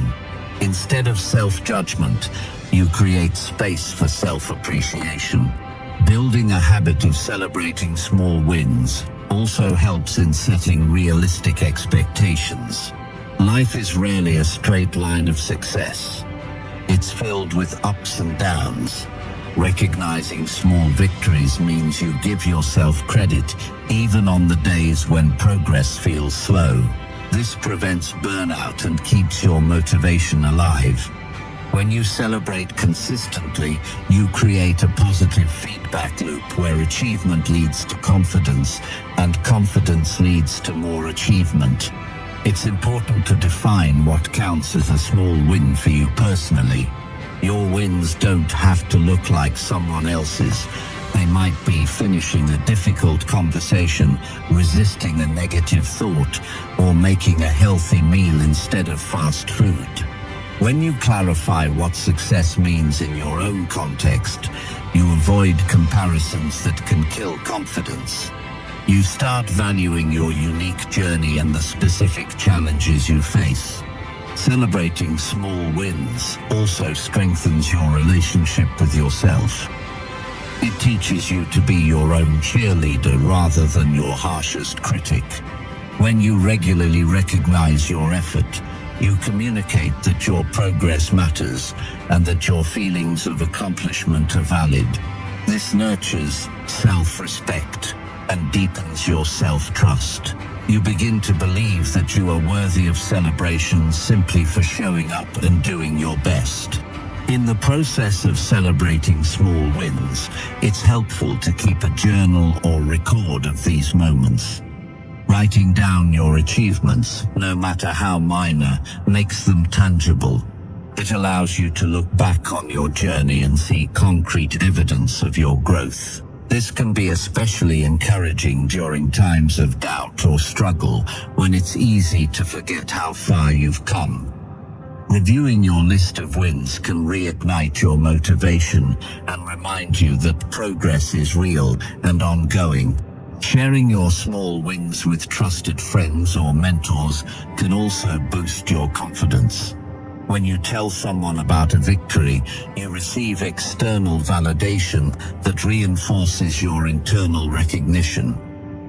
Positive feedback from others can inspire you to keep moving forward. However, it's important that this sharing comes from a genuine place of celebration rather than seeking approval. Your sense of accomplishment should primarily come from within. Remember that confidence is a muscle that grows stronger with use. By regularly celebrating small wins, you exercise that muscle. Each win becomes a proof point that you are capable and competent.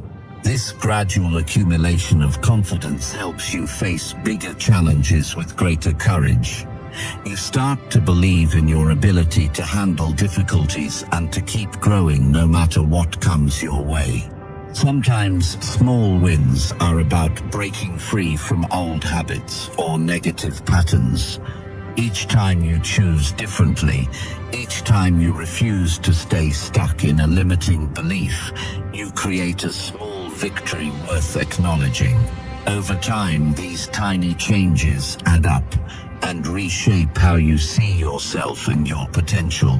The act of celebration signals to your brain that change is possible and that you are the author of your own story. Celebrating small wins also teaches you to enjoy the journey, not just the destination. When your focus shifts from an uncertain future to the present moment, you experience more satisfaction and peace. You learn to appreciate the process of growth and to find joy in the effort itself. This mindset reduces frustration and impatience, allowing you to keep moving forward without getting discouraged. Confidence built through celebrating small wins creates a foundation for resilience. When setbacks happen, and they will, you have a reservoir of positive experiences to draw from. You remember times you succeeded, even in small ways, and you trust that you can do it again. This belief helps you bounce back faster and face difficulties with steadiness rather than defeat. You deserve to celebrate every step that brings you closer to your goals and your best self. Each small win is a reminder that you are making progress and that your efforts are not in vain. When you make this practice a daily habit, you transform your mindset from one of scarcity and self-doubt to one of abundance and self-confidence. This transformation changes how you approach life, making you stronger, more hopeful, and more alive. No matter where you are on your journey, start today by noticing one small thing you've done well. Give yourself credit. Feel the satisfaction of your accomplishment. Let it fuel you to keep going. Over time, these moments will add up to a powerful story of growth and success. And that story begins with your choice to celebrate the small wins that others often overlook. Chapter 11. Invest time in activities that bring you joy. Life often pulls you in many directions, leaving little time for what truly makes your heart feel alive.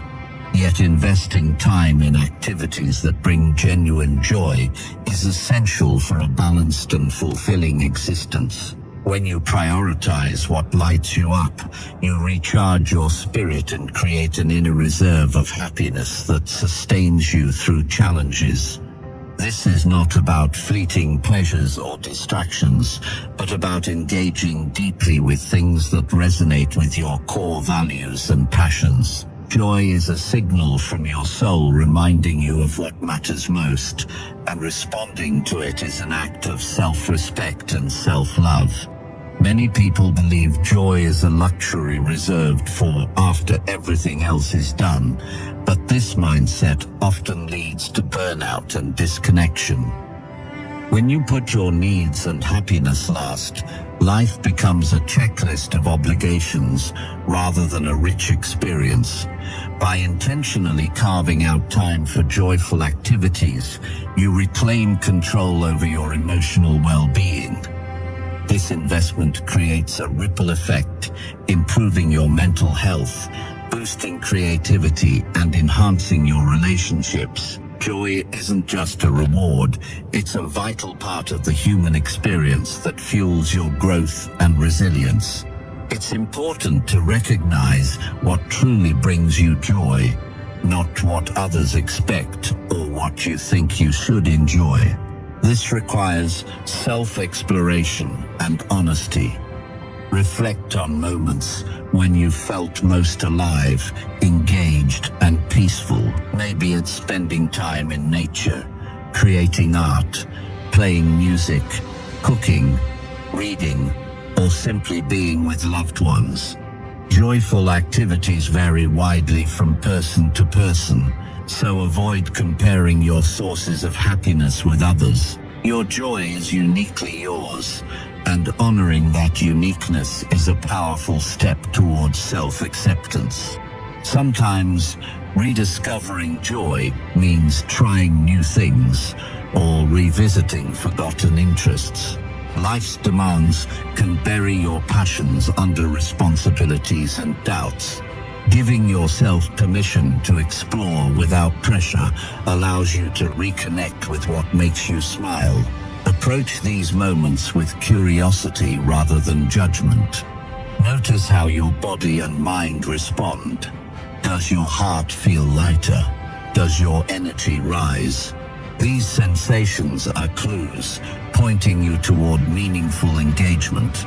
Over time, you can build a personal toolkit of activities that reliably boost your well-being. Creating space for joy often means setting boundaries around your time and energy. Saying no to commitments that drain you is essential for protecting the time needed to nourish yourself. You deserve to prioritize activities that replenish your spirit without guilt or hesitation. When you consistently invest in joy, you communicate to yourself that your happiness matters. This reinforces self-worth and encourages you to maintain balance even during busy or stressful periods. Boundaries around joy are acts of kindness toward your future self. Engaging in joyful activities also strengthens your connection to the present moment. When you immerse yourself in something you love, your mind quiets and worries about past or future fade. This presence cultivates mindfulness, reducing stress and improving emotional regulation. Joy becomes a gateway to experiencing life fully, rather than merely surviving day to day. This deepened awareness enhances your capacity to appreciate simple pleasures and find gratitude in ordinary experiences. Joy is often linked to creativity, and investing time in creative pursuits can unlock new perspectives and problem-solving skills. Creativity invites you to express yourself authentically, releasing bottled-up emotions and fostering personal growth. Whether you write, paint, dance, or invent, these activities provide a safe space for exploration and healing. They remind you that your voice matters and that your unique contributions enrich the world. Nurturing creativity is a profound way to cultivate joy while building resilience. Social connections are another vital source of joy.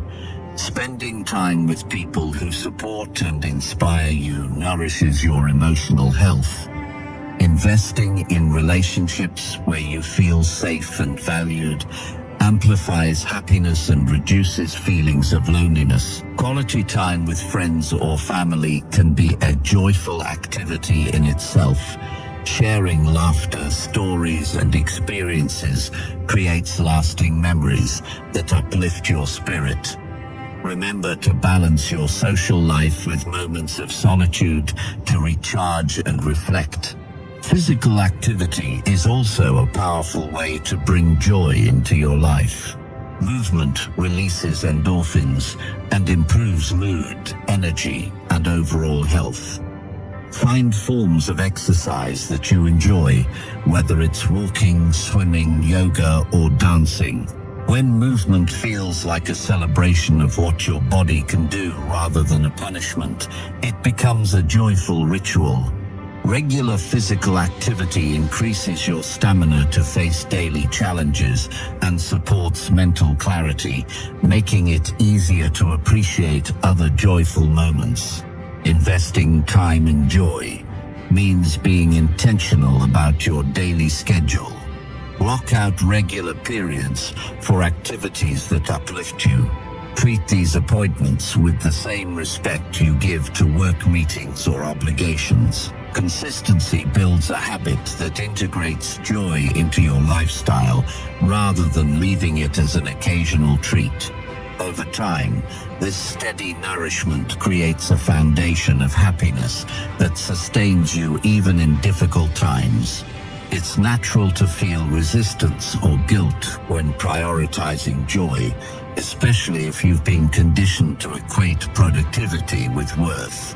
Challenging these beliefs is crucial for your well-being. Recognize that rest, pleasure, and play are not indulgences, but necessary parts of a healthy life. When you honor joy, you increase your capacity to contribute meaningfully to others and to the world. You become a more present, compassionate, and energized version of yourself.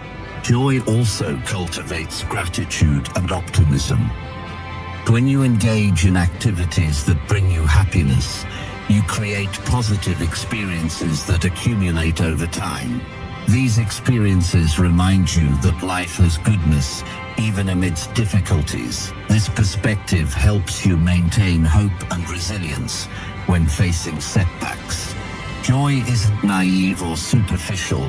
It's a deliberate choice to notice and celebrate what is good now. To deepen your investment in joy, practice self-awareness regularly. Notice how different activities affect your mood and energy. Keep a journal or mental log of what brings you satisfaction and why. Use this information to refine your choices and prioritize what truly serves your happiness. This ongoing process strengthens your connection to your authentic self and enhances your ability to make decisions aligned with your well-being. Finally, remember that investing time in joy is a lifelong commitment to yourself. It requires patience, curiosity, and courage to keep exploring and evolving. Your needs and interests may change, and that's natural. Embrace this fluidity and allow joy to guide you toward growth and fulfillment. When you consistently choose joy, you build a life rooted in authenticity, resilience, and deep satisfaction. This investment is one of the most generous gifts you can give yourself. Chapter 12. Surround yourself with people who support growth. The people you spend your time with have a profound impact on your mindset, habits, and overall direction in life.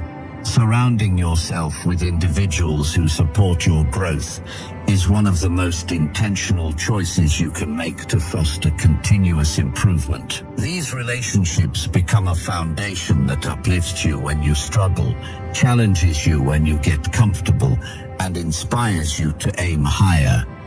When you choose to be around people who encourage your best self, you create an environment where progress feels natural and possible.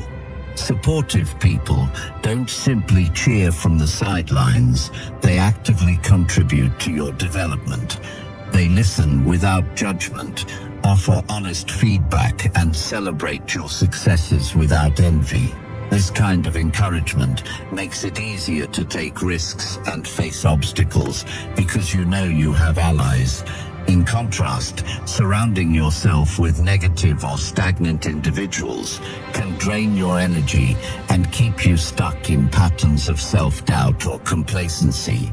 Your social circle shapes your beliefs about what's possible and what you deserve.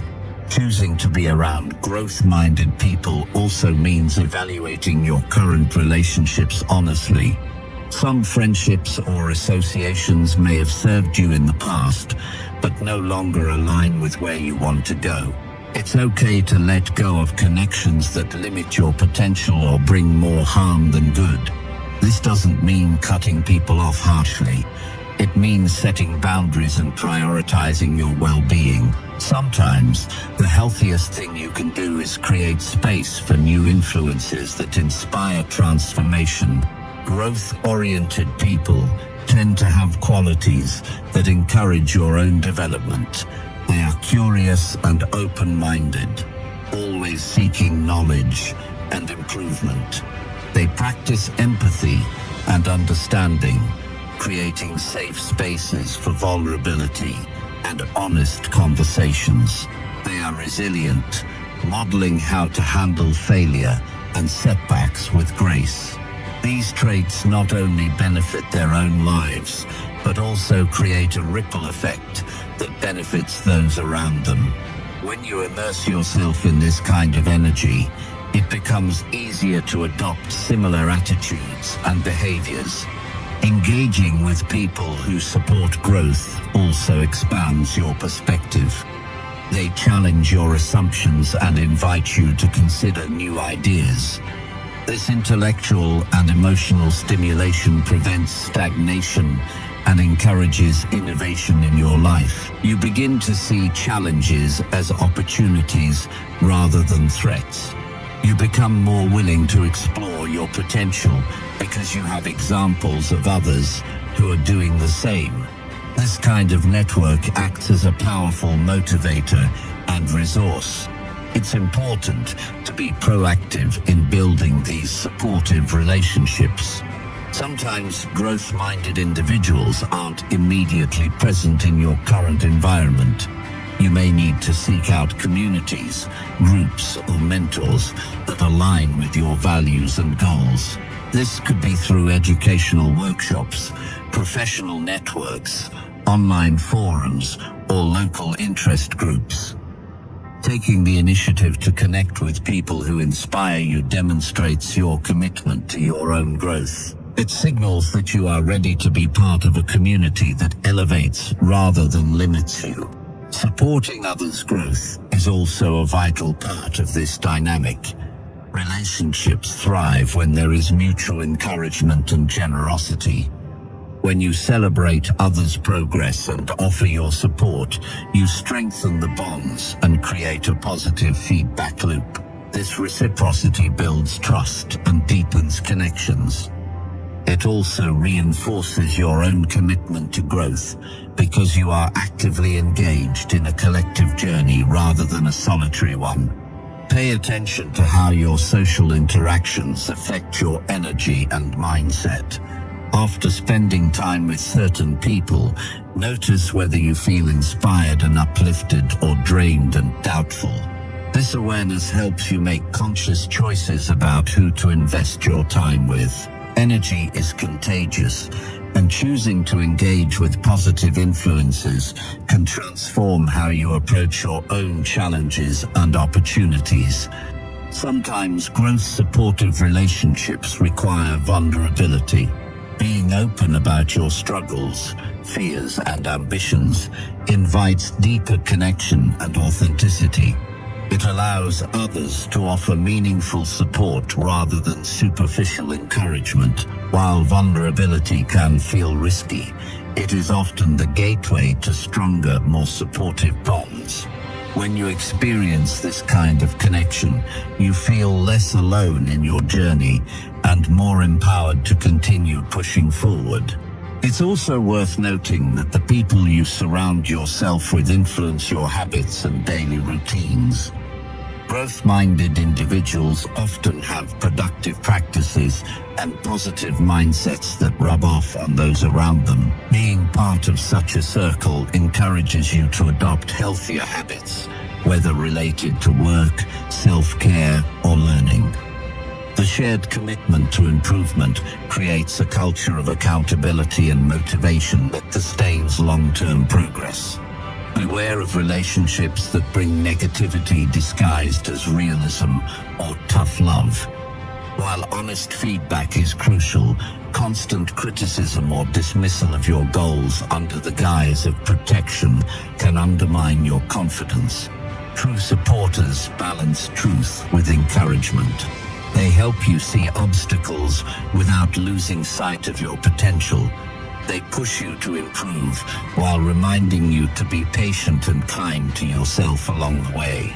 Building a circle of growth supporters does not mean isolating yourself from diverse perspectives.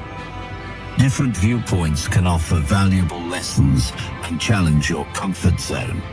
The key is to maintain boundaries that protect your emotional and mental well-being. Engage with diverse ideas without allowing toxic influences to take root. Healthy relationships promote curiosity and respect, even in disagreement. Your commitment to surrounding yourself with growth-oriented people reflects your commitment to yourself.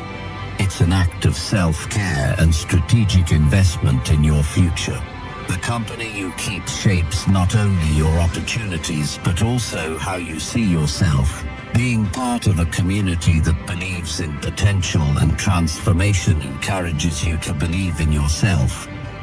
This sense of belonging and shared purpose becomes a powerful engine for sustained change. Finally, remember that you also have the power to be a source of growth for others. Your journey and progress can inspire those around you. By sharing your experiences, insights, and encouragement, you contribute to a culture of growth that benefits everyone involved. This mutual support creates a cycle of positive change that extends far beyond individual efforts. Surround yourself with people who lift you up, challenge you to grow, and celebrate your journey. Invest your time and energy in relationships that honor your path and inspire your best self. This intentional community becomes a cornerstone of your transformation and a vital source of strength on your way to becoming who you were meant to be. Chapter 13. Focus on progress rather than perfection always. The desire to be perfect can trap you in a cycle of frustration and self-doubt that stalls your growth and dims your confidence. Striving for perfection often sets impossible standards that leave you feeling like you never measure up. Instead, focusing on progress shifts your attention to the steps you take every day. No matter how small, that move you closer to your goals. This approach nurtures resilience and patience, helping you appreciate your efforts and build momentum. When you embrace progress rather than perfection, you create a sustainable path toward improvement without the weight of unrealistic expectations. Progress acknowledges that growth is a process, not a destination.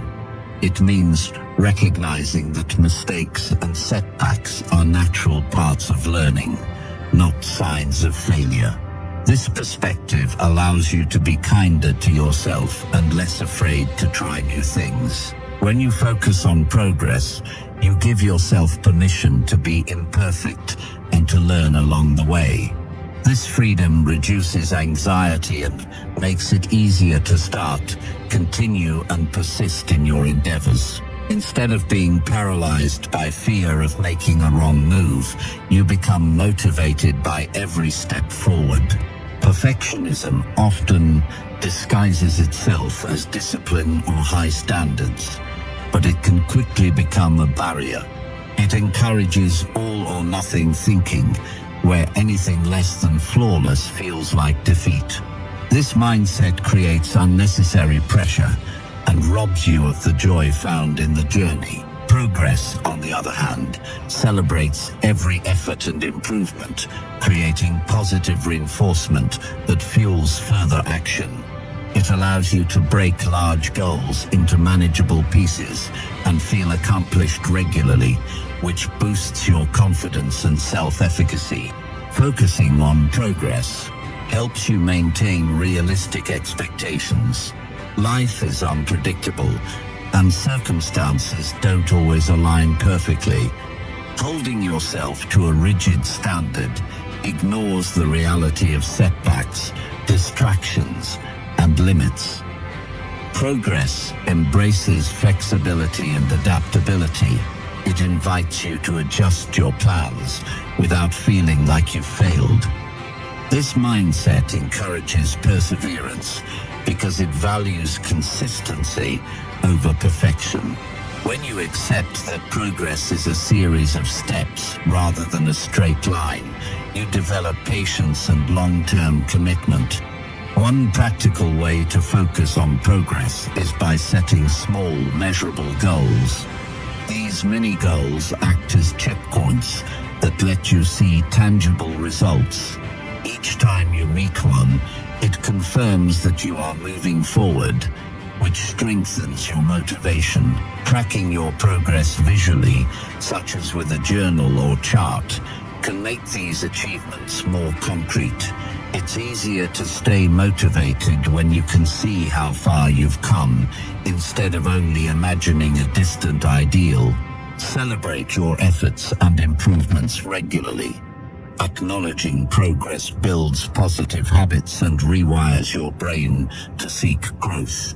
This practice reduces the tendency to dwell on imperfections or shortcomings. When you recognize and reward progress, you reinforce your belief in your ability to change and improve. Over time, this positive feedback loop fosters resilience and optimism, making challenges easier to face and setbacks easier to recover from. It's important to remember that progress isn't always visible or dramatic. Sometimes it's a quiet shift in mindset, a subtle change in behavior, or a small act of courage. These moments are just as valuable as major milestones. Appreciating incremental improvements cultivates a sense of achievement that sustains your drive. It teaches you to value effort and persistence, which are the true engines of growth. Comparing your journey to others can undermine your focus on progress. Social media and external appearances often highlight perfection rather than the behind-the-scenes work. When you compare yourself to an idealized version of someone else, you risk feeling inadequate and discouraged. Instead, measure your progress against your own past self. Reflect on where you were before and recognize the growth you've made. This internal benchmark keeps you grounded and motivated. Another benefit of prioritizing progress is that it fosters learning and experimentation. When perfection is the goal, you may avoid trying new approaches for fear of failure. Progress invites curiosity and innovation. It encourages you to explore different strategies, learn from mistakes, and adapt your methods. This mindset transforms setbacks into valuable lessons rather than proof of incompetence. With progress as your focus, you develop a growth-oriented outlook that embraces challenges and thrives on continuous improvement. Focusing on progress also nurtures self-compassion. You become less critical and more understanding toward yourself. When you slip up or fall short, you don't see it as a personal flaw, but as a normal part of the journey. This gentleness fosters emotional resilience and reduces stress. It creates a healthier relationship with yourself, where mistakes become opportunities for reflection rather than triggers for shame. Self-compassion supports sustainable growth by encouraging persistence rather than perfection. To maintain focus on progress, practice mindfulness and self-awareness. Notice when your thoughts drift toward perfectionism or negative self-talk. Challenge those thoughts by reminding yourself of the value of small improvements. Ask yourself what you learned from the experience rather than what went wrong. This shift in perspective helps you stay grounded in the present moment and aligned with your growth goals. Mindfulness trains you to respond with curiosity and kindness instead of judgment. Setting intentions at the start of each day or week can help keep your focus on progress. Declare what you want to improve or accomplish, emphasizing effort and learning over flawless execution. Revisit these intentions regularly to track your progress and adjust as needed. This habit creates a rhythm of reflection and action that supports steady advancement. Intentionality strengthens your commitment to growth and reduces distractions caused by perfectionist tendencies. Surrounding yourself with people who value progress can reinforce this mindset. Seek out relationships and communities that celebrate effort and resilience rather than perfection. These environments provide encouragement, accountability, and inspiration. When others share their own struggles and growth, it normalizes imperfection and motivates you to keep moving forward. Social support is a powerful factor in sustaining a focus on progress. It's essential to redefine success in terms of growth rather than achievement. Success is not a fixed point or a flawless outcome. It's the continuous effort to become better. This redefinition frees you from unrealistic standards and opens the door to genuine fulfillment. When success is measured by progress, you acknowledge that every step, no matter how small, is meaningful. This mindset transforms your relationship with your goals and your sense of self-worth. In the end, focusing on progress rather than perfection creates a more enjoyable and sustainable path to growth. It allows you to celebrate the journey, build confidence, and cultivate resilience. This approach acknowledges your humanity and embraces your potential. When you commit to progress, you empower yourself to keep evolving, learning, and thriving, no matter the challenges you face. Chapter 14. Learn to say no and honor your limits. Saying no is a skill that many find difficult to master because it feels like rejecting others or risking disappointment. However, learning to say no and honor your limits is essential for preserving your energy, maintaining mental clarity, and protecting your well-being. Boundaries are not selfish walls, but vital lines that keep you aligned with your values and priorities. When you respect your limits and communicate them clearly, you create space for what truly matters and avoid overcommitment that leads to stress and exhaustion. Recognizing your limits requires honest self-awareness. It means paying close attention to your physical, emotional, and mental state without judgment. When you notice signs of fatigue, overwhelm, or discomfort, it's a signal that your limits are being tested. Respecting these signals helps prevent burnout and keeps you operating at your best. This awareness is the foundation for confidently saying no when something does not serve your well-being or goals. Saying no is an act of self-respect and self-care.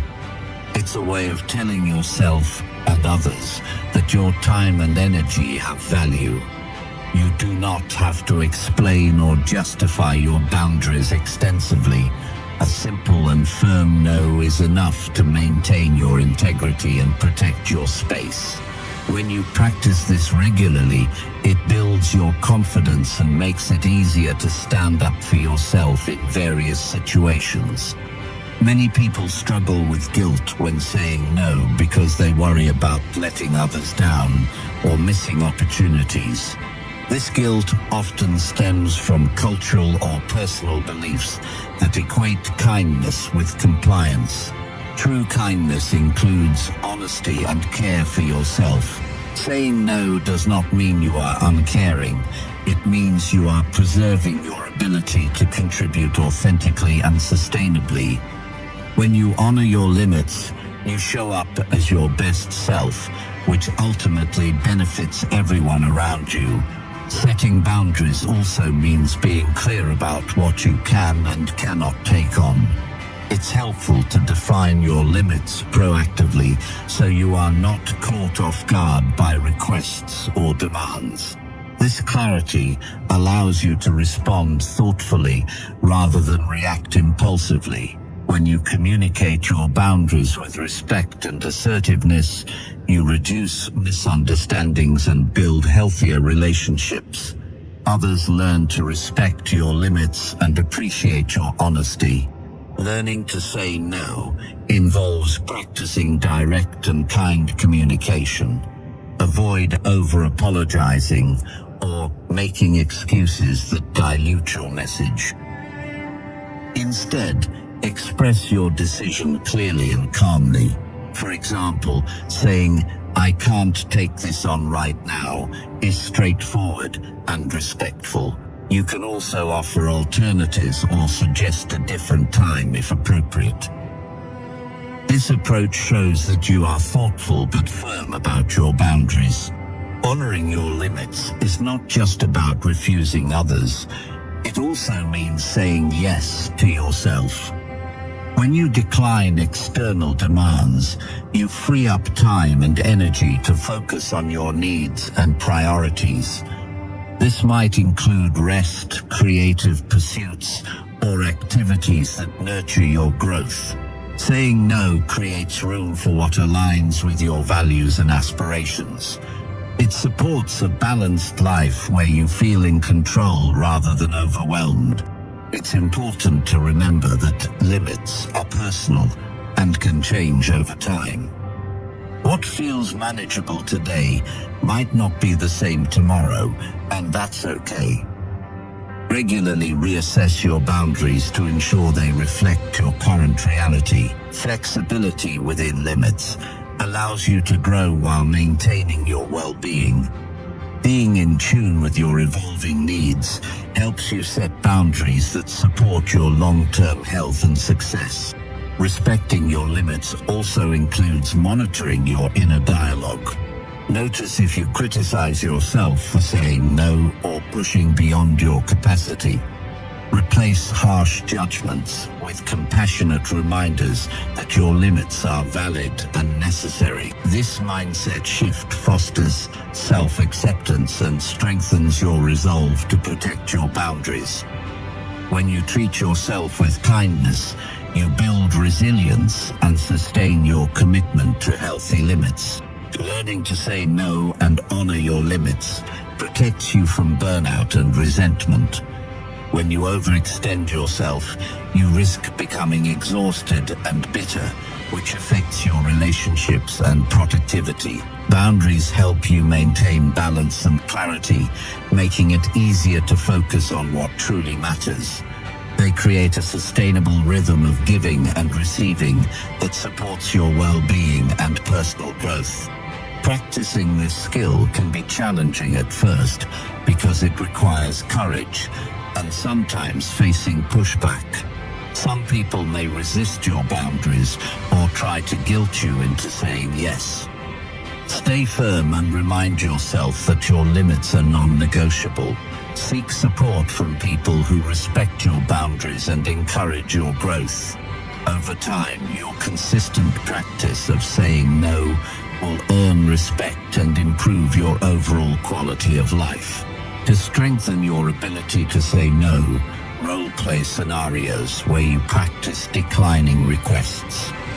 This rehearsal builds confidence and helps you find words that feel authentic and respectful. You can also prepare responses for common situations, making it easier to respond without hesitation. The more you practice, the more natural it becomes to honor your limits without anxiety or guilt. Reflecting on past experiences where you said yes when you wanted to say no can provide valuable insights. Consider how those decisions affected your energy, mood, and outcomes. Use these reflections to motivate yourself to set firmer boundaries in the future. Learning from experience is a powerful tool for developing healthier habits around saying no. Embracing your limits and saying no when needed is a form of empowerment. It demonstrates that you are the steward of your life and well-being. This empowerment leads to greater clarity, focus, and satisfaction. When you prioritize your health and values through boundaries, you create a strong foundation for personal growth and meaningful relationships. Ultimately, learning to say no and honor your limits is an essential step toward loving yourself more than anyone else. It is a practice of self-respect that protects your energy, nurtures your mental and emotional health, and enables you to live authentically. Chapter 15, use setbacks as lessons to grow stronger. Setbacks are an inevitable part of life, yet they often feel like personal failures or dead ends. Viewing them through the lens of growth transforms these challenges into powerful opportunities for learning and resilience. Instead of letting setbacks discourage or define you, using them as lessons creates a mindset that embraces struggle as an essential step toward strength. This perspective shifts your focus from what went wrong to what can be gained, fostering a spirit of perseverance that builds character and fuels progress.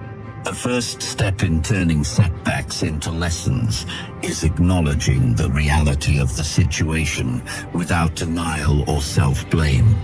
It's natural to feel frustration or disappointment, but these emotions should not overwhelm your ability to reflect objectively. Accepting what happened allows you to assess the circumstances clearly and identify factors within your control. This honesty lays the groundwork for constructive action rather than reactive despair. Every setback contains valuable information about your strategies, decisions, or external conditions. Taking time to analyze what led to the outcome helps you uncover insights that might otherwise go unnoticed. Were there assumptions that didn't hold up?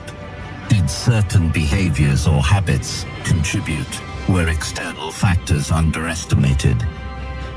Answering these questions with curiosity rather than judgment opens the door to meaningful learning.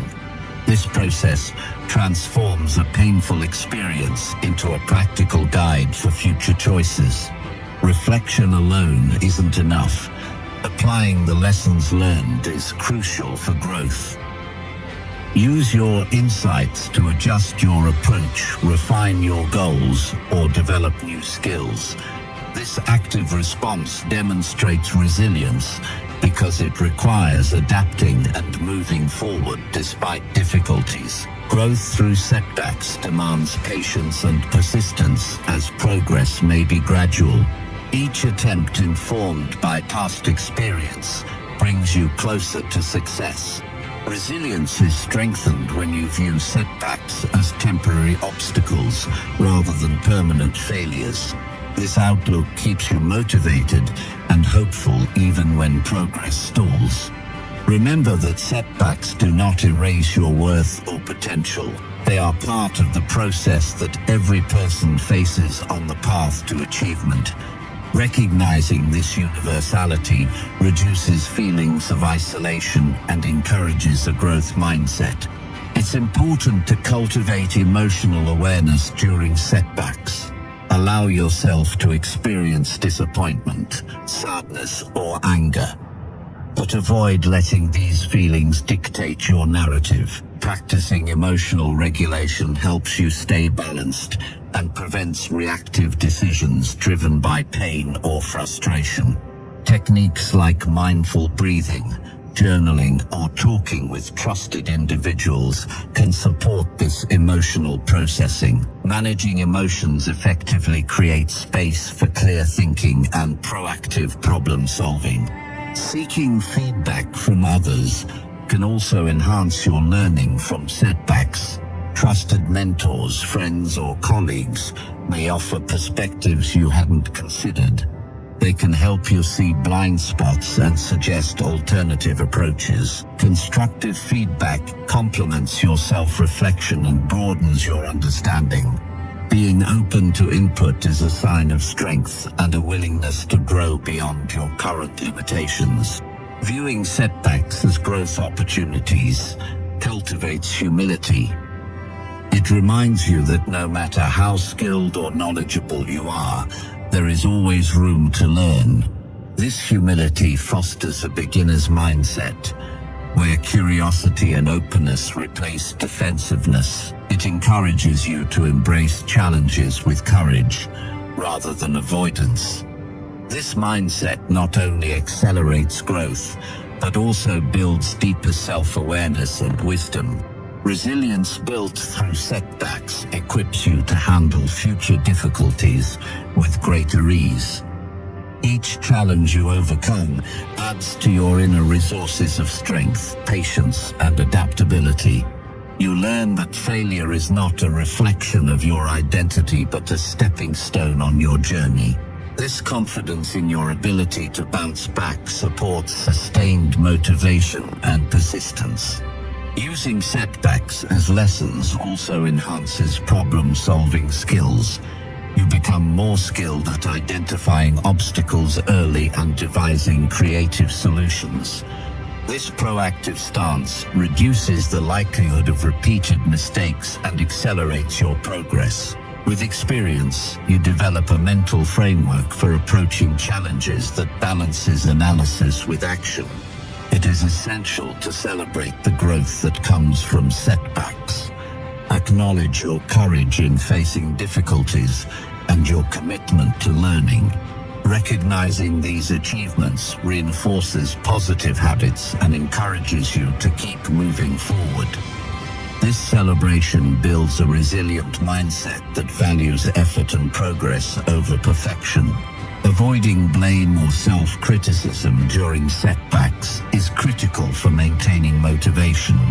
Harsh judgment drains energy and creates barriers to learning.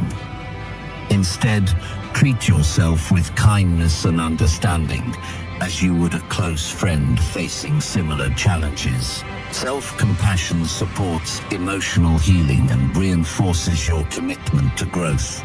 Sometimes setbacks reveal deeper areas for growth beyond the immediate issue. They can highlight limiting beliefs, fears, or unresolved patterns that need attention. Use these moments as invitations for deeper self-exploration and healing. Addressing root causes strengthens your foundation for long-term success and well-being. Keep a growth journal to document setbacks, insights, and progress. Writing helps organize your thoughts and track patterns over time. It also serves as a motivational tool when you review how far you've come despite challenges. This record becomes a tangible reminder of your resilience and ability to learn from adversity. Surrounding yourself with supportive people during setbacks can make a significant difference. Encouragement and perspective from others provide emotional strength and practical guidance. Community fosters a sense of belonging that reduces isolation and builds collective resilience. Incorporate daily habits that reinforce your growth mindset. Affirmations, visualization, and mindfulness practices keep your focus on progress and learning. These habits help you stay grounded and motivated even when faced with setbacks. Understand that setbacks are part of every success story. The most accomplished people have faced repeated failures and used them as fuel for growth. Their persistence and ability to learn from mistakes distinguish them from those who give up. Embracing this truth empowers you to persevere and continue striving toward your goals. Ultimately, using setbacks as lessons transforms obstacles into opportunities. It changes your relationship with failure and uncertainty. This transformation empowers you to grow stronger, wiser, and more resilient with every challenge you face. Committing to this mindset unlocks your potential for continuous self-improvement and lasting success. Chapter 16. Speak kindly to yourself in moments of doubt. When doubt creeps in, it often brings harsh and critical thoughts that shake your confidence and cloud your judgment. Speaking kindly to yourself during these moments is a powerful tool that restores calm and reinforces your inner strength. It means replacing self-criticism with compassion and understanding, creating a mental environment where you can navigate uncertainty with grace instead of fear. This gentle inner voice acts like a trusted friend, encouraging you to keep moving forward even when the path feels unclear or challenging. Doubt is a natural human experience. Everyone encounters moments when they question their abilities, decisions, or worth. These moments are not signs of weakness, but opportunities to practice self-kindness. Instead of fighting or ignoring doubt, acknowledging it with a gentle tone reduces its power. You create space to explore what the doubt is really about and address it constructively. This approach transforms doubt from a barrier into a signal for self-reflection and growth. Speaking kindly to yourself begins with awareness. Notice when your inner dialogue turns negative or judgmental. Pay attention to the specific words or phrases you use in these moments. Are you calling yourself names, predicting failure, or doubting your potential? Recognizing these patterns is the first step toward changing them. Once you identify harmful thoughts, consciously replace them with kind and encouraging statements. This practice rewires your brain over time, making positive self-talk your default response. Kind self-talk is honest but nurturing. It acknowledges the difficulty you are facing without exaggerating or minimizing it. For example, instead of saying, "I can't do this," say, "This is challenging, but I am capable of figuring it out." This shift changes your mindset from defeat to possibility. It builds resilience by reminding you of your strengths and past successes. Kind words reinforce your ability to cope and grow. Creating a list of supportive phrases can be a helpful tool. Phrases like "I am enough," "I am learning and growing," or "I trust myself to handle this" serve as anchors when doubt arises. Repeating these affirmations during difficult times strengthens your self-belief. You can also write them down and place them where you see them often, such as your mirror or workspace, to remind yourself daily of your inner kindness. Physical cues can support kind self-talk as well. When you feel doubt, take a deep breath and soften your facial expression. This simple act signals your body to relax and aligns with your compassionate inner voice. Combining mindful breathing with positive statements creates a powerful practice that calms anxiety and restores focus. Remember that self-kindness is not about ignoring reality or avoiding responsibility. It's about treating yourself with the same care and respect you would offer to a close friend in need. When a friend doubts themselves, you wouldn't respond with harsh criticism. You would offer encouragement and understanding. Giving yourself this same kindness nurtures your emotional health and promotes balanced decision-making.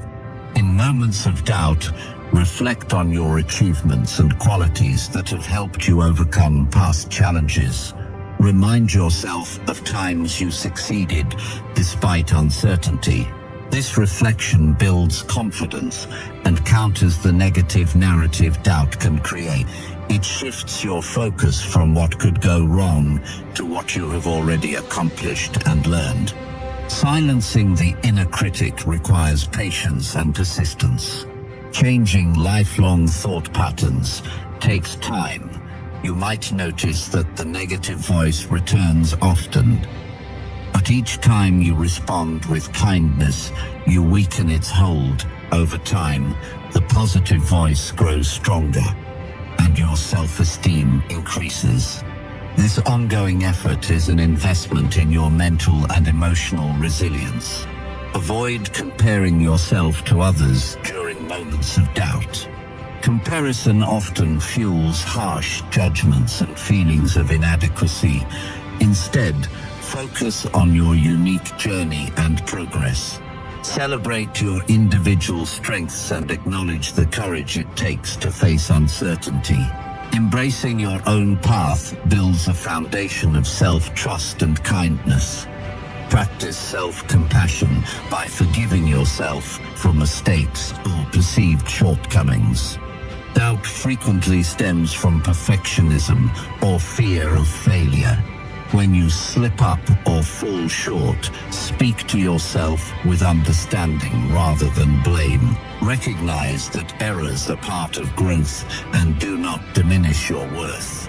This forgiveness frees you from the paralysis of self-criticism and encourages continued effort. Building a daily routine that includes moments of self-kindness reinforces this habit. Set aside time for reflection, meditation, or journaling focused on positive self-talk. These practices deepen your connection to yourself and strengthen your inner support system. Consistency cultivates a mindset that responds to doubt with kindness automatically. Surround yourself with people who model kind communication and support your growth. Positive social environments encourage you to speak kindly to yourself by reflecting similar attitudes. When others express empathy and encouragement, it becomes easier to internalize those qualities. Community plays a vital role in shaping your self-talk patterns. In challenging moments, focus on what you can control and release what you cannot. Doubt often arises when faced with uncertainty or external factors beyond your influence.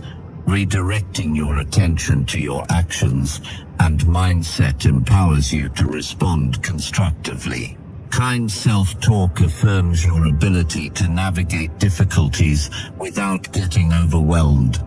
Recognize that self-kindness improves your overall well-being. Negative self-talk contributes to stress, anxiety, and depression, while positive self-talk enhances mood and motivation. Speaking kindly to yourself in doubt supports mental health by reducing the impact of harmful thoughts. This practice creates a more balanced emotional state, conducive to growth and happiness. Celebrate your progress in cultivating kind self-talk. Each moment you respond to doubt with compassion strengthens your resilience. Acknowledge the courage it takes to change your inner dialogue and commit to ongoing practice. This celebration reinforces your dedication to loving yourself more deeply. Ultimately, speaking kindly to yourself during moments of doubt is a transformative practice. It shifts your relationship with uncertainty and nurtures your inner strength. Through gentle, honest, and supportive self-talk, you build confidence and resilience that sustain your growth. This habit becomes a foundation for navigating life's challenges with grace and self-respect.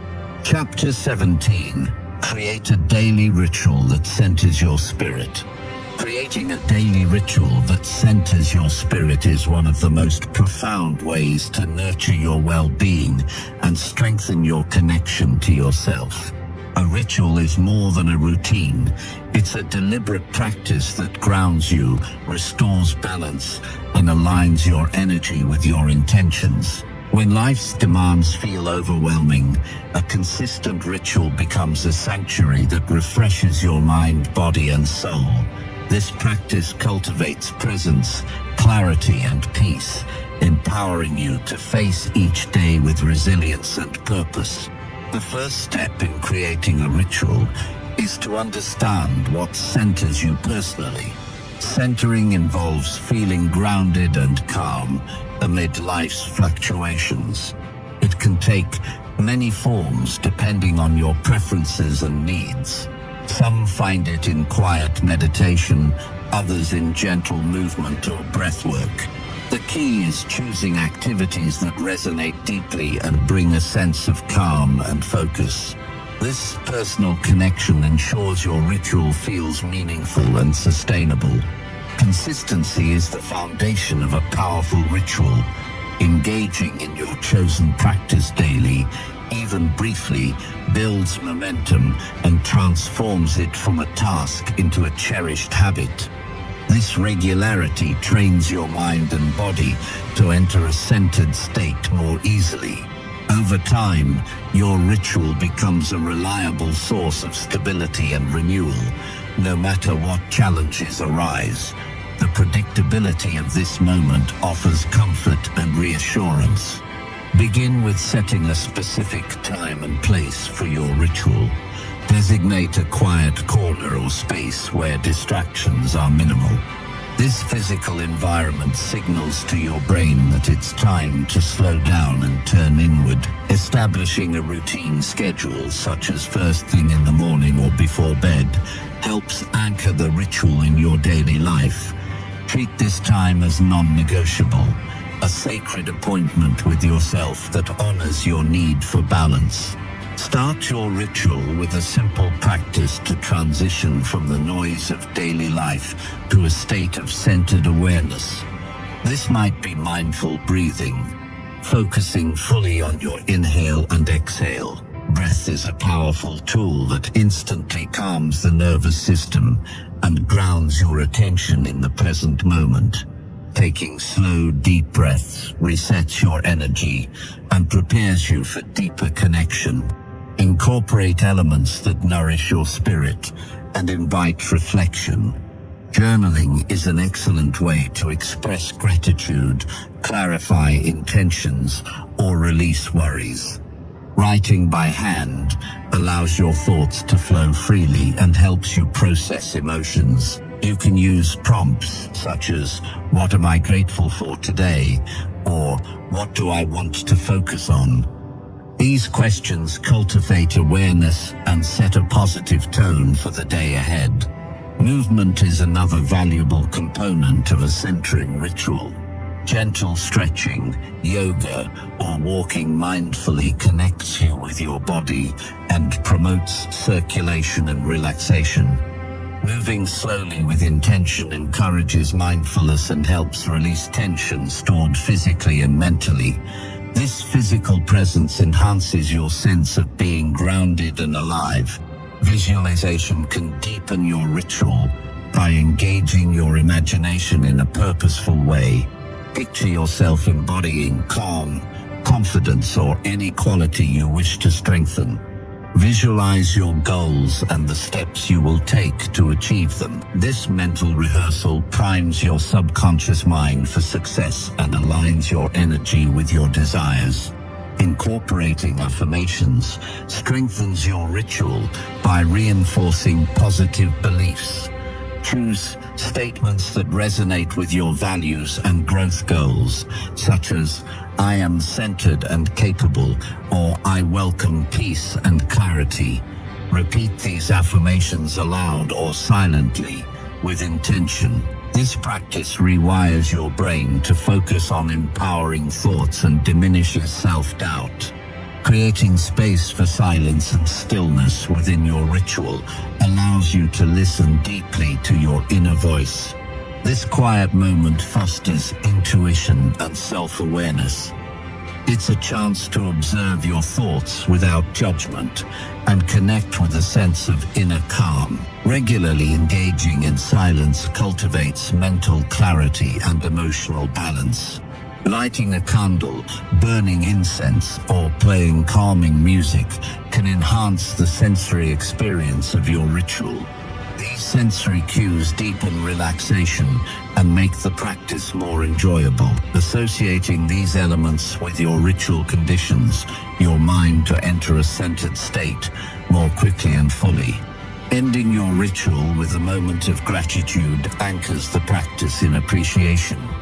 Reflect on what you have experienced during the ritual and express thanks for the time and space you created for yourself. Gratitude shifts your mindset toward positivity and abundance, setting a constructive tone for the rest of your day. Flexibility is important in maintaining your ritual over time. Life circumstances may change, and your needs may evolve. Adapt your ritual by incorporating new practices or adjusting the duration to fit your current situation. This openness ensures the ritual remains relevant and supportive, rather than becoming a rigid obligation. Tracking your ritual practice can encourage commitment and provide insight into its impact. Use a journal or habit tracker to note when you complete your ritual and any changes you observe in your mood or energy.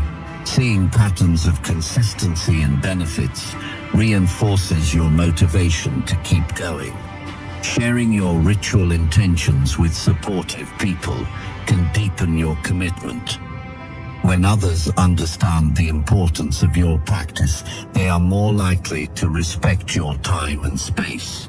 You might also find inspiration from others' rituals or form a community around shared practices, enhancing your sense of connection. A daily ritual that centers your spirit acts as an anchor during turbulent times. It cultivates resilience by providing a reliable way to reset and restore your balance. This grounding supports better decision-making, emotional regulation, and overall well-being. You become more capable of navigating stress without losing touch with your core. Over time, your ritual strengthens your relationship with yourself. It becomes a form of self-love, a daily reminder that your inner peace matters.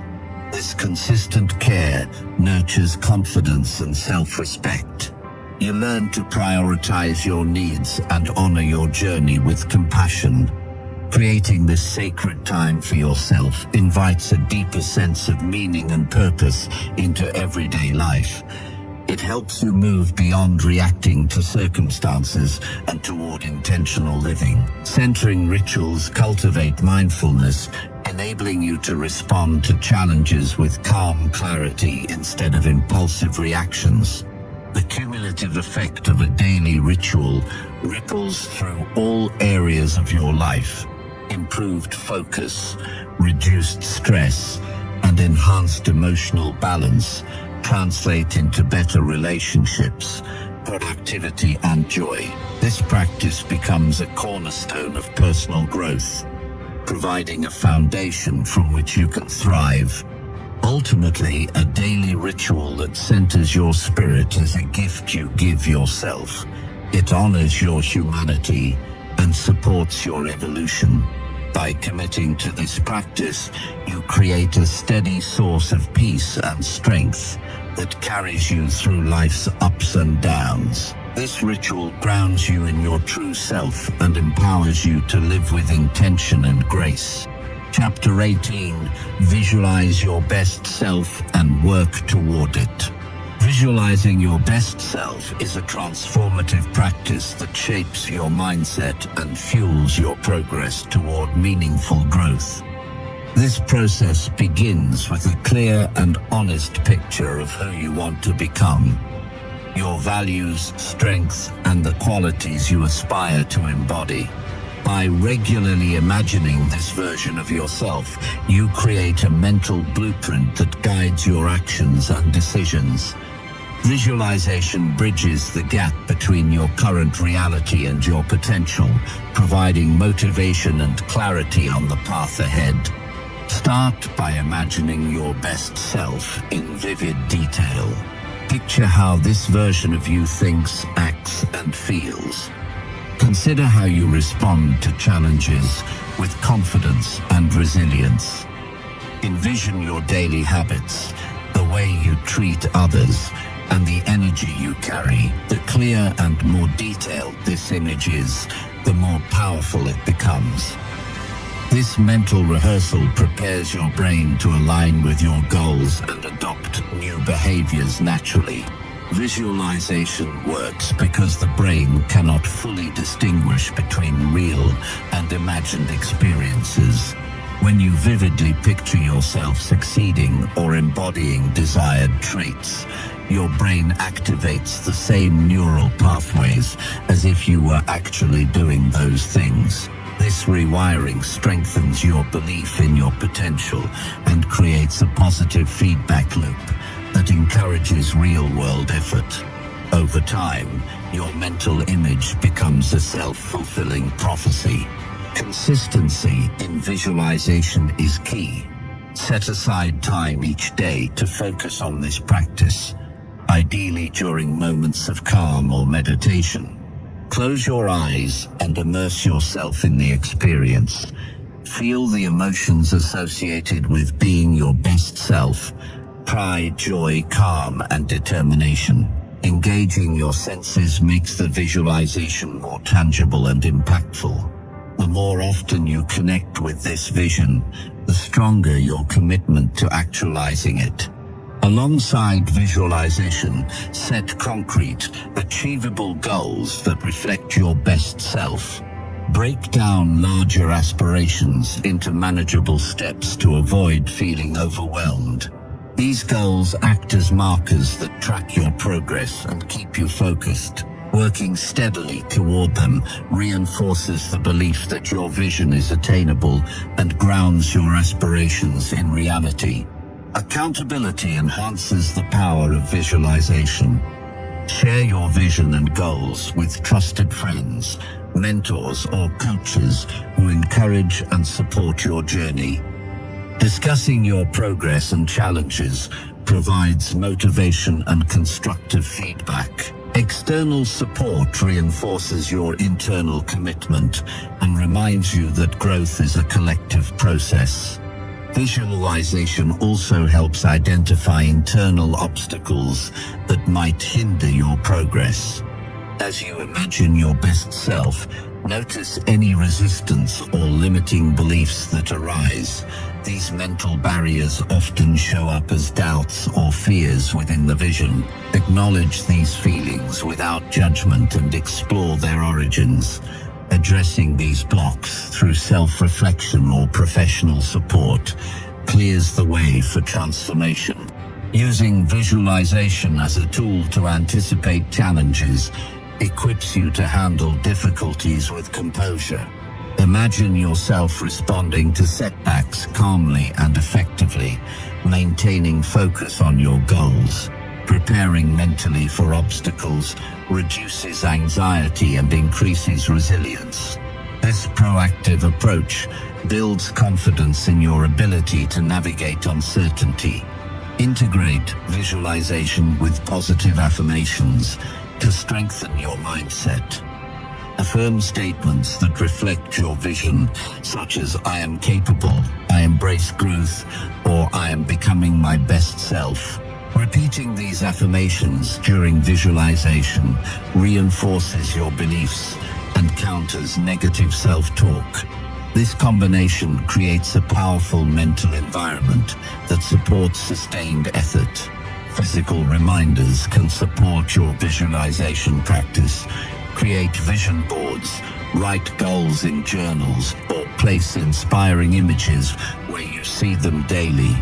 These tangible cues keep your best self in focus throughout the day and prompt you to act in alignment with your vision. Surrounding yourself with positive reinforcement strengthens your commitment. Celebrate progress, no matter how small, as you work toward your best self. Recognizing achievements boosts motivation and validates your efforts. It also shifts your mindset from scarcity to abundance, reinforcing that growth is continuous and cumulative. This recognition nurtures patience and persistence, essential qualities for lasting change. Avoid perfectionism by embracing the journey rather than fixating on an ideal endpoint. Your best self evolves with experience and learning. Allow room for mistakes and growth without harsh judgment. This flexibility encourages experimentation and resilience, reducing fear of failure that can stall progress. Reflect regularly on your visualization practice and goals. Adjust your vision as you gain new insights and develop further. This adaptability ensures your path remains relevant and inspiring. Staying connected to your evolving best self keeps you motivated and engaged. Visualizing your best self nurtures self-compassion. It reminds you that growth is a process filled with both strengths and imperfections. This awareness fosters acceptance and kindness toward yourself. Self-compassion fuels sustained effort by reducing burnout and discouragement. Use visualization to cultivate gratitude for your current strengths and accomplishments. Recognize how far you have come while holding space for future growth. This balanced perspective nurtures humility and optimism, grounding your vision in reality. Ultimately, visualizing your best self and working toward it creates a dynamic roadmap for transformation. It empowers you to take deliberate steps, overcome obstacles, and align your life with your highest values. Through this practice, you become an active participant in your growth, shaping your identity and future with intention and clarity. This commitment to self-evolution unlocks your full potential and leads to a fulfilling, purpose-driven life. Chapter 19. Prioritize self-care without feeling selfish or weak. Taking care of yourself is essential, yet many struggle with the idea that prioritizing self-care is selfish or a sign of weakness. This mindset needs to change because caring for yourself lays the foundation for all other aspects of life. When you nurture your body, mind, and emotions, you strengthen your ability to face challenges, support others, and pursue your goals. Understanding that self-care is a vital act of responsibility rather than indulgence is key to living a balanced and fulfilled life. Self-care means recognizing your needs and giving them attention without guilt. It involves setting aside time and resources to nourish yourself physically, emotionally, and mentally. This practice is not about escaping responsibilities, but about restoring the energy and clarity necessary to handle them effectively. Prioritizing your well-being equips you with the resilience and strength needed to contribute meaningfully in all areas of life. Many people feel hesitant to engage in self-care because they worry about being perceived as selfish or weak. This belief often stems from societal expectations or past experiences that glorify self-sacrifice and constant productivity. Challenging these ideas requires a shift in perspective. Caring for yourself is a courageous choice that demonstrates self-respect and wisdom. It is the foundation of true strength, not a sign of failure or inadequacy. Start by identifying specific self-care activities that recharge and nurture you. These can be simple daily habits like getting enough sleep, eating nourishing food, or taking breaks to rest. Emotional self-care might include journaling, meditation, or spending time in nature. Mental self-care could involve learning something new, setting boundaries, or engaging in creative pursuits. Recognizing these needs clearly helps you make deliberate choices to meet them. Establishing a self-care routine creates consistency and reinforces your commitment to yourself. This routine should be realistic and tailored to your lifestyle. It's better to start small and build gradually than to overwhelm yourself with unrealistic expectations. Regular practice, no matter how brief, accumulates benefits that improve your overall well-being. Setting boundaries is a crucial aspect of self-care. Learning to say no when demands exceed your capacity protects your energy and prevents burnout. Boundaries are acts of self-respect that honor your limits and priorities. Communicating them clearly and kindly allows you to maintain balance and prevents resentment from building up. Self-care also means being mindful of your inner dialogue. Treat yourself with kindness and understanding, especially during stressful times. Negative self-talk drains your energy and undermines your efforts. Affirmations and compassionate self-talk reinforce your worthiness, and motivate you to continue prioritizing your well-being. Remember that self-care benefits those around you as well. When you are healthy and balanced, you can give more fully and authentically to others. Neglecting your needs often leads to exhaustion and decreased ability to support loved ones or perform effectively at work. Viewing self-care as a service to both yourself and others helps dissolve feelings of selfishness.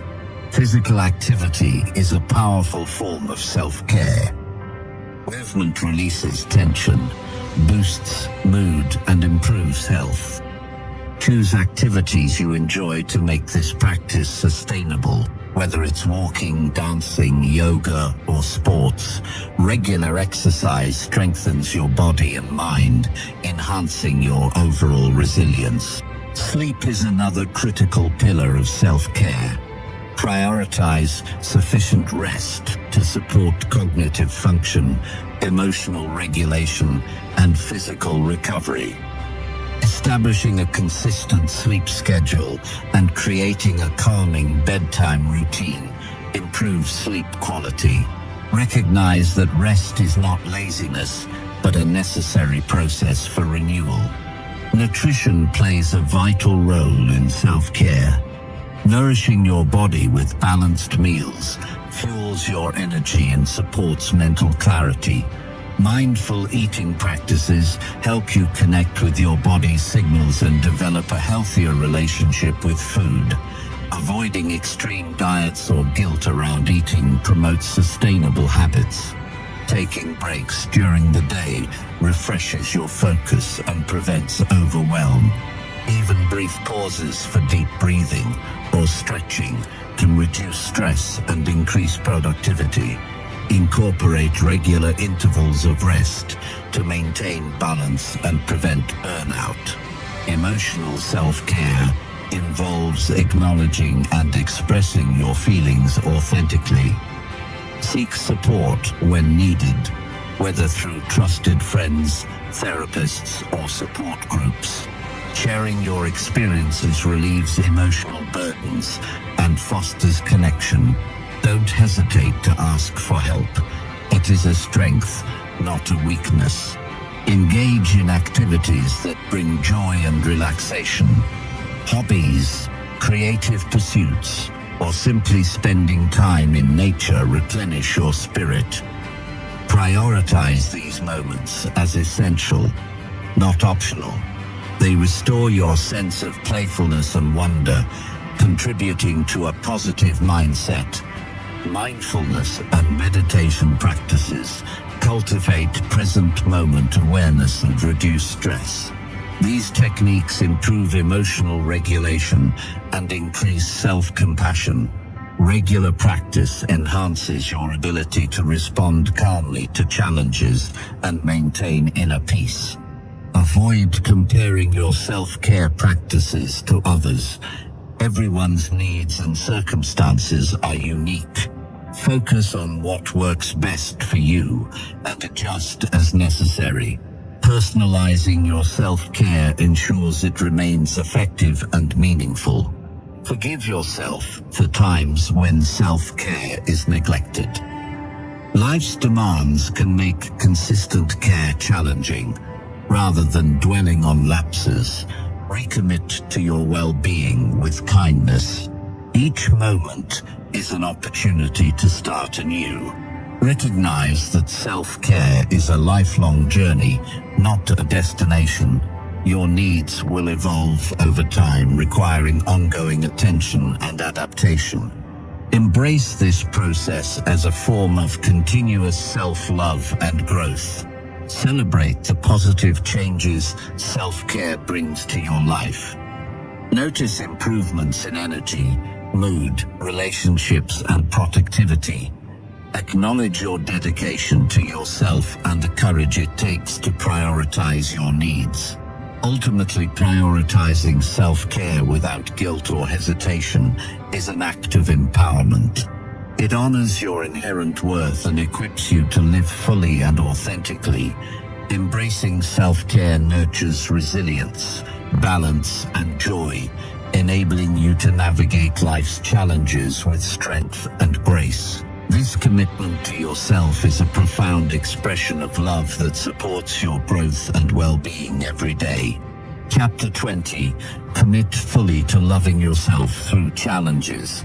Loving yourself fully, especially during difficult times, is one of the most powerful commitments you can make. Life's challenges will test your resolve and your sense of self, but staying dedicated to self-love through these moments builds deep resilience and inner strength. It is a conscious decision to honor your worth regardless of external circumstances or internal struggles.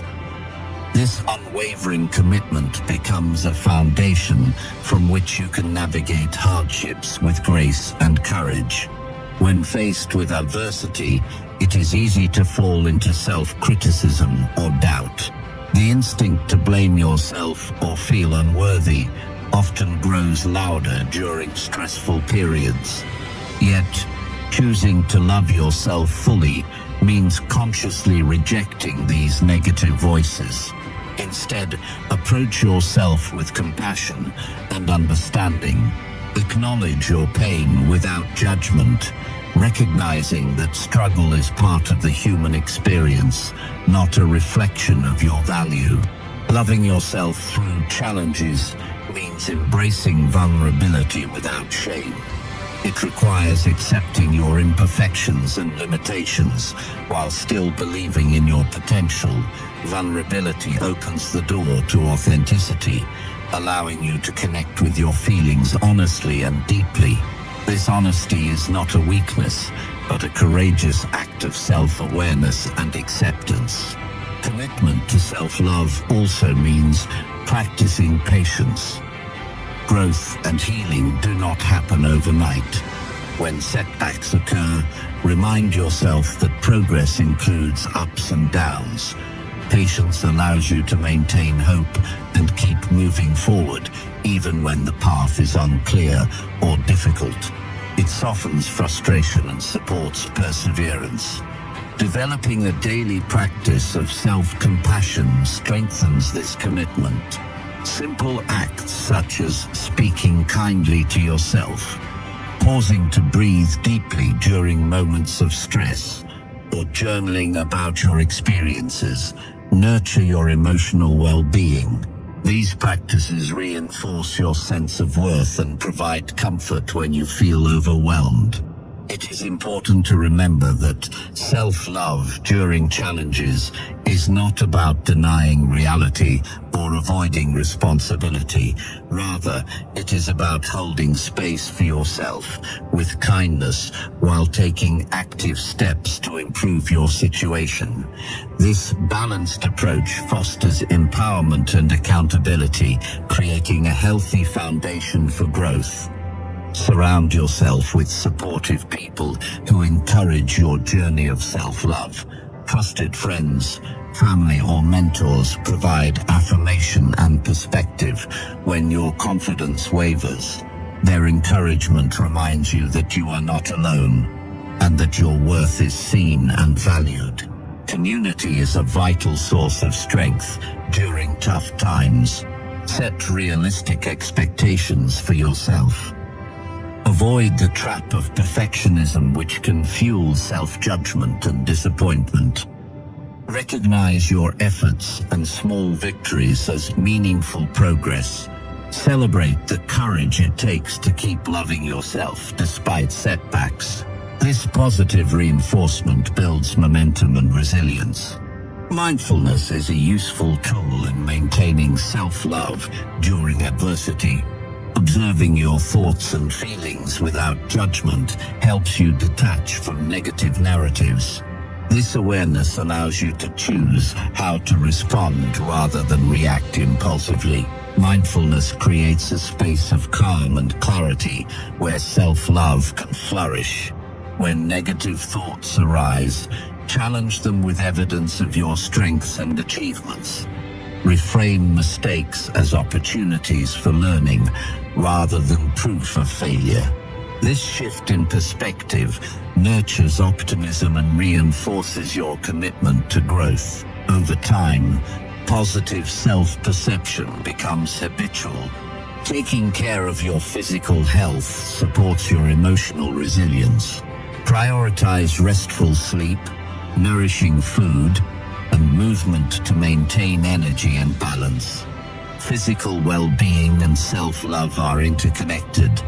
Caring for your body signals respect and appreciation for yourself. Engage in activities that bring you joy and restore your spirit. Creative outlets, hobbies, or time in nature provide relief from stress and reconnect you to your passions. These experiences remind you of your worth beyond challenges and responsibilities. Practice forgiveness toward yourself. Holding on to guilt or regret drains energy and undermines self-love. Release past mistakes with compassion, understanding that growth involves imperfection. Forgiveness frees you to focus on the present and future with a lighter heart. Visualize yourself overcoming obstacles and embodying resilience. This mental practice strengthens belief in your ability to face difficulties. Seeing yourself act with confidence and self-love inspires real-world action and determination. Remember that loving yourself fully is a radical act of defiance against a world that often equates worth with achievement or approval. It is an assertion of your intrinsic value independent of external validation. This recognition empowers you to live authentically and courageously. Commitment to self-love is reinforced by daily choices that align with your values and well-being. Prioritize your needs, set boundaries, and engage in nourishing habits consistently. These actions demonstrate respect and care for yourself, reinforcing your inner strength. Reflect regularly on your journey and acknowledge growth, no matter how gradual. This reflection builds gratitude and motivation, sustaining your commitment through challenges. Recognize that each step forward is a testament to your courage and self-respect. Trust in your capacity to adapt and heal. Life's difficulties may reshape you, but do not diminish your worth. Embrace change as part of your growth, holding steady in your love for yourself through every season. Ultimately, committing fully to loving yourself through challenges transforms adversity into opportunity. It deepens your connection to your inner strength and fuels ongoing personal evolution. This commitment empowers you to face life with resilience, grace, and unwavering self-respect, creating a foundation for lasting fulfillment and peace.